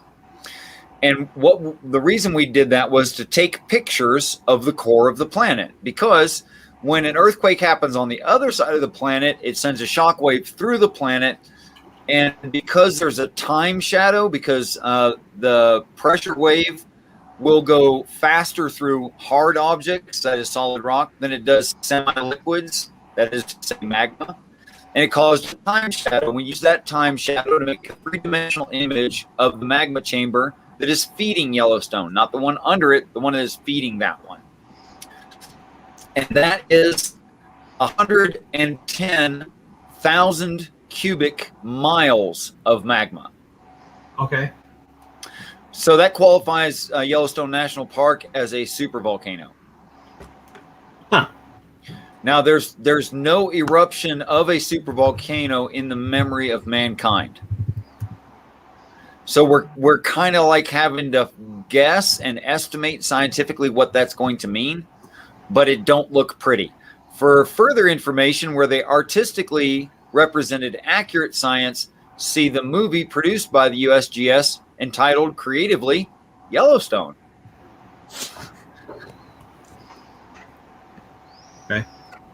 It's a Hollywood quality feature-length film from the first-person perspective of a scientist as Yellowstone erupts, using real hard science. So it's not supposed to be exaggerative at all. Purple said, what Richard is talking about is how we know when a country violated the nuclear test ban. Well, that as well, I'm sure. But anyway. Yeah, okay. Touche. Natural quakes, artificial quakes. Anyway, we read them all and we took a picture. Yeah. Right.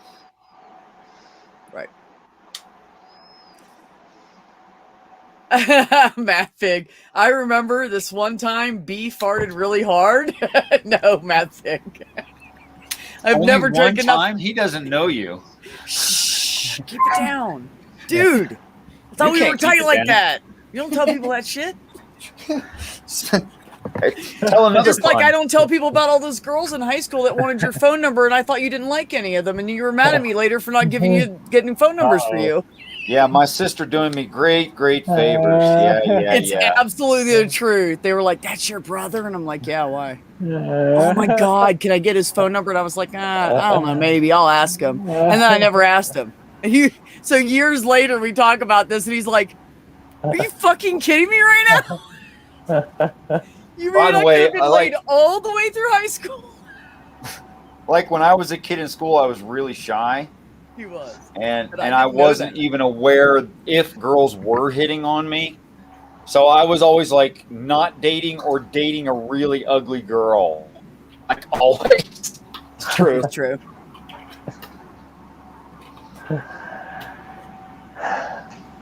All right, you guys. I'm gonna sign off. Thanks for hanging out. Good. It was nice good to meet chatting you, with you, Mac. B. Yeah, Hey, you Hey too, Mac, Randolph. if you can find me on Twitter, shoot me a message, and every time I do an open mic, I'll throw you a link, and All right. you can either come in or not. You don't even have to respond. I don't care. Awesome. I just Thanks. throw them to anybody I care about. So Awesome. Thank you. I'm glad to be included in that category. yeah, Oh, you nice. absolutely are. I think you're Yeah. a great dude, and you're always welcome here. Absolutely. Awesome. Thank you. Mac, I want to say publicly and probably embarrassingly to you because you're not a proud man. Thanks for doing a series with me. I really appreciate you. Yeah. Well, you're welcome. My pleasure. I don't think I could have said that more sincerely. Thank you. I'll try to jump on tomorrow, Randolph, on your morning Canada thing. So I'm not totally sure if I'm going to do it, but I will try. And Okay. If I do great, if not, there's other videos to see on my channel. Yeah, Just like Right. Canada, backing out before it even starts. I'm not sure. Yeah, it depends on how my day goes. Right. Yeah. Honestly, what a great day to end. Way to end my day. Thanks, You everybody. guys are ridiculous. Peace out, Mac. Okay. All right, It's nice bye having now. you, buddy. Bye. Take care. Bye. No, actually, that wouldn't work out like that, Purple, because I am the youngest. So Richard would have to be an A, and the other guys would have to be a negative. Do you go like A minus, B minus, C minus, or? I'm not sure how to do that. one. Yeah. I don't know enough about that. Anyways, yeah. So yeah, no, Yellowstone is very interesting, and the thing that kind of blew my mind about the whole thing with Richard, just so you know, Randolph, was that he said something to me about this, and then afterwards, I think it was like 2 years later or something, they were like, "Oh, look, there's an extra pocket of magma underneath the here we didn't know about. That's huge. That's like 4 times the size of the original one, or whatever it is." So, or at least when we heard about it. I don't know when they first found out, but yeah. So that's kind of freaky. Yeah, I guess now that you're mentioning it, what I thought was Yellowstone that was being described in these stories couldn't be possible under the older science. Right. That's why it blew my I mind. see your point. Yes. I never thought about it, but yeah. Yeah. Oh, you didn't? Well, I did. I caught that. Yeah, apparently. Yeah. That one slipped by me. Didn't notice. Well, you know, I mean, you can't know everything. You got a lot you're digging through right now. Literally.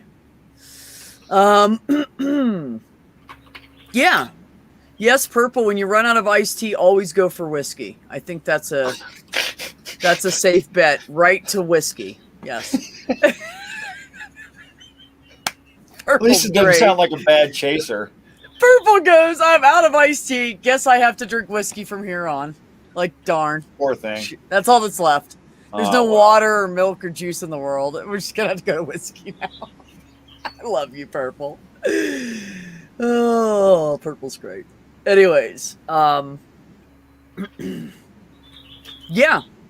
Yeah, and you bringing up the whole K2 Pan Star thing before we knew that was a thing. I got to check my link on that. I tried to send somebody the link on that, and it didn't work for them. In fact, I think it's like the second time someone's objected to that. I don't know what's going on.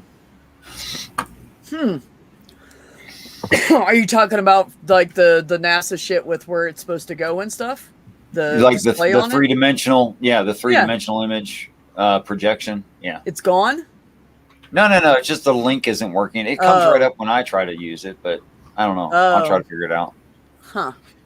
Well, you could have copied it and left off like one letter at the end or something, and that would. No, but when I hit it, I have it bookmarked at the top of I have it starred, and when I hit the thing, it works for me.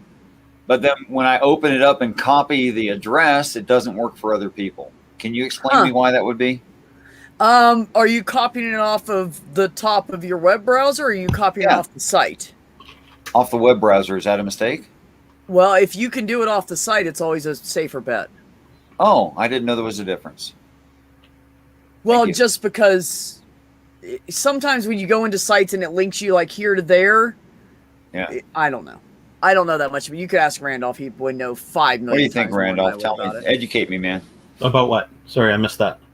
Why is it I could open up a site and copy what's in the web browser and give that to other people, and they can't open it and get the same thing? It depends on how you're saving it. Tell me what to do. Okay, so what are you basically doing, first of all? Like, you're going to a website and doing what? And then I'm right-clicking the what's that called? The browser thing at the top. Oh, okay. I'm right-clicking on that and hitting then the copy button. He's copying it directly off the address. Oh, you're copying just the web page address from the address bar. Yeah, if you just paste that in as text, it should work just fine in an email or whatever. Right. I was suggesting if he was having problems copying that, because I don't know. I've had problems with stuff like that before. It's on some weird sites, but I don't know. I don't remember what they were or anything. That he may try to look for a share button in the website itself. Maybe that would be a safer bet. But I don't know if it matters. Well, it sounds like it should be cleaner just in principle because you're getting it from the actual site. But yeah, I'll try that. Thanks. Yeah, I'm sorry. It's normally copying a link and then pasting it in an email should be no problem at all. It's just like pasting into StreamYard or into YouTube chat or onto Twitter. Should be the same process. It sounds like you're doing everything right. Some people have buggered up email clients, and that'd be most likely my suggestion is that maybe they're just having some trouble using their email. Okay, I'll try to be more observant. I'll keep the things you guys have mentioned in mind and see if I can fix the problem. Thank you. Are you able to I don't know if that's going to help. Are other people able to receive your links without any trouble? That's the only link I'm having a problem with. Otherwise, everything seems fine. Okay. Huh. I don't know then. Well, I made an assertion of claim of reality, and somebody said, where do I find that? And then I sent it to them. They tried it. It didn't work. And then, I sent it again, and it still didn't work. And it's the third time someone's complained about it. So I don't know. Huh. But when I hit the, I've got the little bar at the top of my screen that has all these pre-saved things, and you can just click on them. And that's what I did with this particular website, and it works as soon as I open it. But anyway, I'll try what you guys said and see if I can figure it out. Thank you. Yeah, you can. Let's stop being so boring. If you like, you can try to send a link to me in Twitter or something and see how that works. Okay. Yeah, and it should show up at the website right away. Just feel free to send me a test message on Twitter. I'd be happy to help you out with that. Thanks. I appreciate you, Randolph. Oh, never mind. I was reading the chat and trying to figure out why Peach said noted, but now I get it. Never mind. Sorry, I'm an interrupter. You pronounce that Peach? I'm gonna slaughter it again. I'm gonna say it again tonight and slaughter it, and she'll give me hell on Saturday when I see her. I'm sure. Her name is Peachy. No, P. God, it's hard to say. I said it right earlier, I think. Peachy. So when you say it fast in English, for us without the accent, then it sounds like peachy. So her friends call her Peach because it's easier to say. It's like peachy. But it's hard for me my tongue to do that. Is that like Slavic? She's from the Netherlands and she's Frisian. What? I've never even heard of that one. What's Frisian? They're from the Netherlands. They actually were attacked and migrated, and only so many of them lived, and her ancestors did. And if I just go to, I don't know, like probably northern Minnesota, I'm Frisian too. But I've never heard of a place called Frisian. Frisia. Friesje.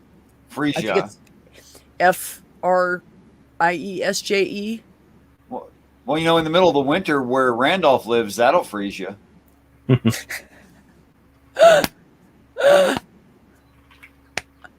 Anyways, Purple, if you want to talk to Peach at all, just let me know. She's following me on Twitter, so you should be able to find her in my following list.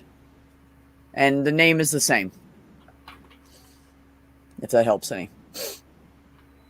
So what dialect do they speak in Frisia, all joking aside? Frisian? Like what language? It's a separate language. Uh-huh. It's not related to anything else? Like, I just got no reference. Damn, I feel like I should know that, and now I just can't answer that right now, and I'm going to get in trouble. No, she's cool. She would never get mad at me. I am trying to learn stuff, but we just haven't had much time to get into. Oh, I'm going to have to hear something 27 times before I really understand it. Yeah, well, I can't say it's that many for me, but 1 to 2, just because of my ADD. I get distracted. In case nobody noticed. What was that? Huh? I'm sorry. I was looking at the chat. What? Huh? Yeah, see, that's the good thing about having my brother on. He's used to it. It doesn't bother him. He's like, yeah, whatever. Not at all. I'll just ignore you and talk about something else.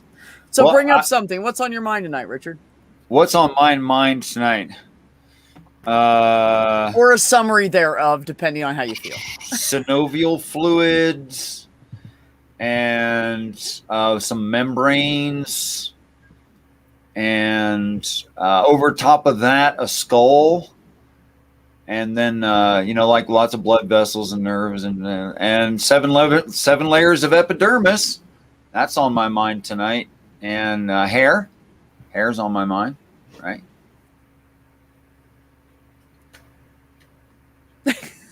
I'm just nodding and letting you go. Because I'm that kind of asshole. I'm not going to help you out. I mean, you're on a roll. I'm just going to let you go. So that's what's on my mind. Yeah. Yeah, same here. Yeah, there's not much on my mind. That's for sure. But long day, hump day at work, almost done. I love 3-day weekend. I love your new root and branch. I love it. Oh, well, thank you. I think it's a really, really good idea. I think it's heavy in personal interest and not so heavy in information, but is certainly provocative. Oh, cool. Well, thank you, kind sir. Quite welcome, actually. Yes. Okay. But can you talk without moving your jaw? only if I'm trying to sound an Australian mixed with pirate and an Englishman. Okay. Really I don't know. People talk. I just started doing it and deciding what I sounded like as I was saying it. Honestly, all you have to do is not move your jaw, and you sound snooty. Oh gosh, yes. Well, of course. I felt like Jim Carrey. Well, of course. Oh. Don't do that again. That's not going to get me laid. Sorry, Peach. Don't look at that part. I looked horrible just now. My God.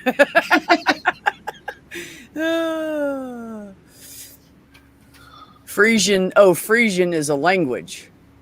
She said, no, it's a language. But it's Well, not. ox- So it's not related to any other languages.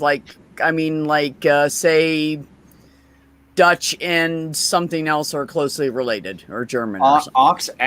Ox, knowing lots of interesting things, asked if Freyja, or I don't know how to pronounce that, isn't that a Norse goddess? I think that Frisian was in as a statement in reply to Ox, I think. Oh, okay. Maybe. I think it's Freyja or something like that. Don't make me get her up here. No, just kidding. I don't know. I don't know if she's. Are you working, Peach? I don't even know. Are you still working? She works online from home. She's got like my dream job. Oh, cool. What kind of work is it? Works for. She moderates for different companies on social media. Oh, that sounds like a nice job. It seems pretty chill. Yeah. Getting paid. All these cold jokes. So she was like working the other day and she was like, it's kind of slow. I'm going to take the dogs for a walk. And she walked down and watched the Pride Parade for an hour and then went back to work. Pretty sure that was in the middle of her work day. Or maybe it was before she went to work. Or maybe, I don't know. But anyways, no, she's pretty cool. If we really all accepted each other, we wouldn't need a Pride Parade. Okay, this is what Ox said. He looked it up. The Frisians are a West Germanic ethnic group indigenous to the coastal regions of the Netherlands and northwestern Germany. There you go. That seems contradictory within itself. I know nothing about geography, so I have no opinion. Well, if they were West Germanic and they're now in the Netherlands, doesn't that mean they moved? Well, they did because the people were attacked and people tried to kill them. And so they had to migrate. Well, I'm sure that was a quote, but it says indigenous to the coastal regions of the Netherlands. Now, the and northwestern Germany part I can accept as being Germanic. Or did those countries divide later after the people went there? And I don't know how that worked.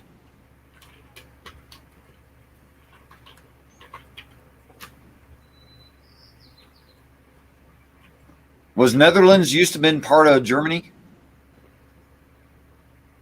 How does that work? Anybody?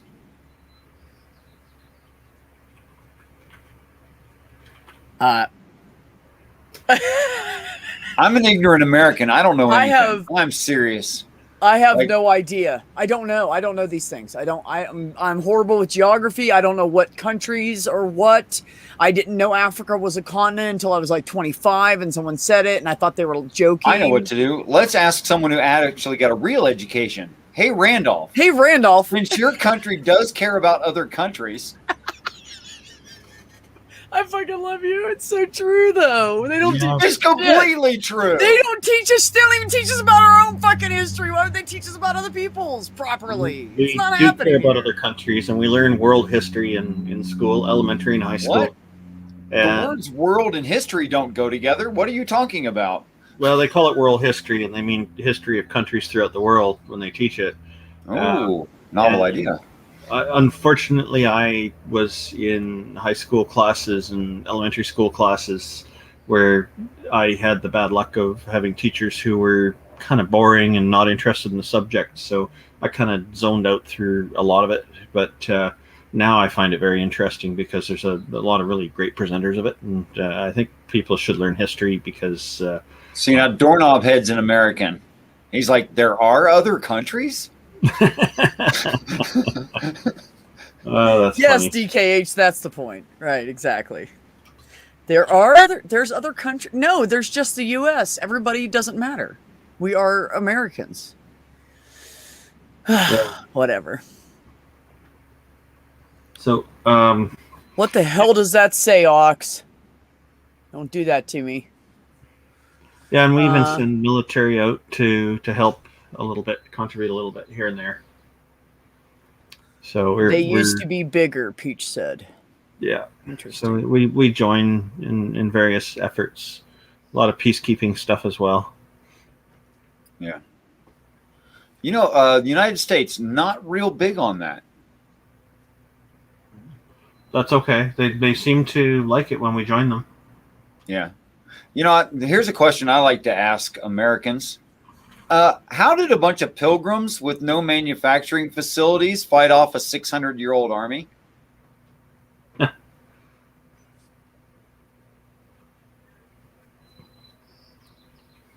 Could be that they bought guns from the French and from the Brits. Could be that. But wait a minute. How'd they do that when they didn't have an exchange? They didn't have a valid money. Huh. There's Trade an of interesting goods? question. What? Trade of goods? How about debt? How about they went into debt? We'll just Makes skip sense. all those. Yeah, but wait a minute. A government wouldn't loan you money to defect from them. How could they possibly borrow that amount of cash? They'd have to choose a really big bank, a private industry that only had ethics and wasn't really involved in any governance. Right. Enter the Bank of London. Dun, dun, dun. So if you wonder why you're a slave to money in America, the answer is ding, ding, ding. We wanted our freedom.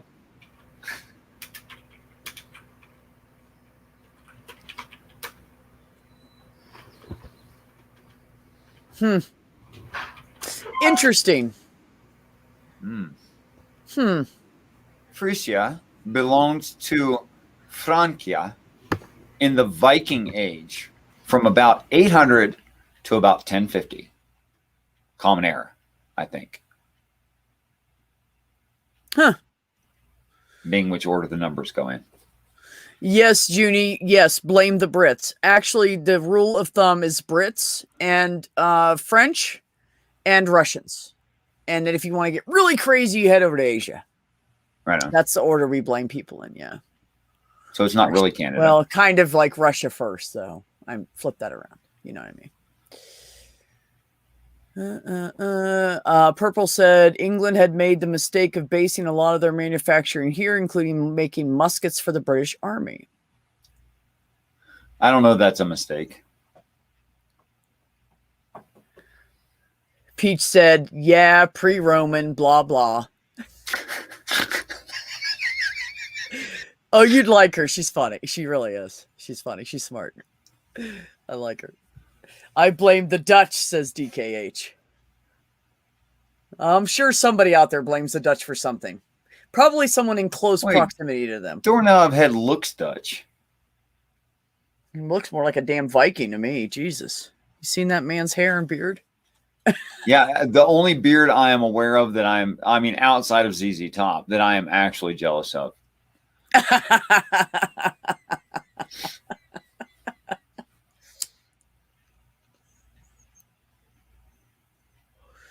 Well, you know, no one can beat ZZ Top. It's just the way it is. Just can't do it. So Randolph, how do you get a universe from nothing? I'm just kidding you, bro. I'm just kidding you.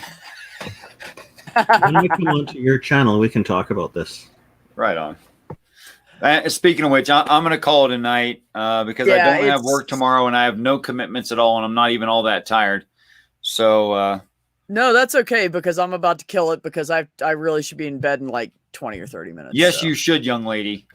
Yeah, I gotta like some of us have to get up and go to work and not stay at home for it. Yeah. Hint, hint, Peach. Well, thank you, brother, for coming on. I really appreciate that. And I love you. And too sweet. I hope you have a good night. See you around, Randolph. Peace, yo. Take care. Good night to both of you. Peace, yo. Oh, he's silly. So fucking silly. And you know, both of us like to do that, try to do the yo thing because we know that we're so fucking white. It's hilarious. So that's why we do it. It's true. It's absolutely true. Ox, y'all take care. Peace always back at you, buddy. Purple, you know I love you. I'm going to call it a night because it is dark outside. What else would you call it? I don't know. A very late evening. That's all I got. DKH, behave. No, don't behave. You wouldn't be yourself. Randall, thanks for coming up. I appreciate it. Thanks for the invitation. Always, man. You know you're always welcome. So, Yeah. everybody, we are going to say good night. You guys watch to see if Randolph does that stream in the morning. And, of course, you know where to find him because all of you guys are sub to him anyway. So, I'm not If I going to worry do, about I that. will be announcing it on Twitter. Yeah, okay. So, he'll put it out on Twitter if he decides to do the Should also Canada find him Day Find them on live YouTube. stream. Yeah, and I hope to bring people in to say whatever they want to say. Cool, cool. And maybe Richard will be up in that amount of time, and that would be good. So thanks for everybody coming in the chat. You know, I appreciate you and love you. Peach, it was good seeing you here. Thank you. And I appreciate the fact that you get to know some of my friends. So everybody, take care of yourself, take care of one another, and have some peace in your life.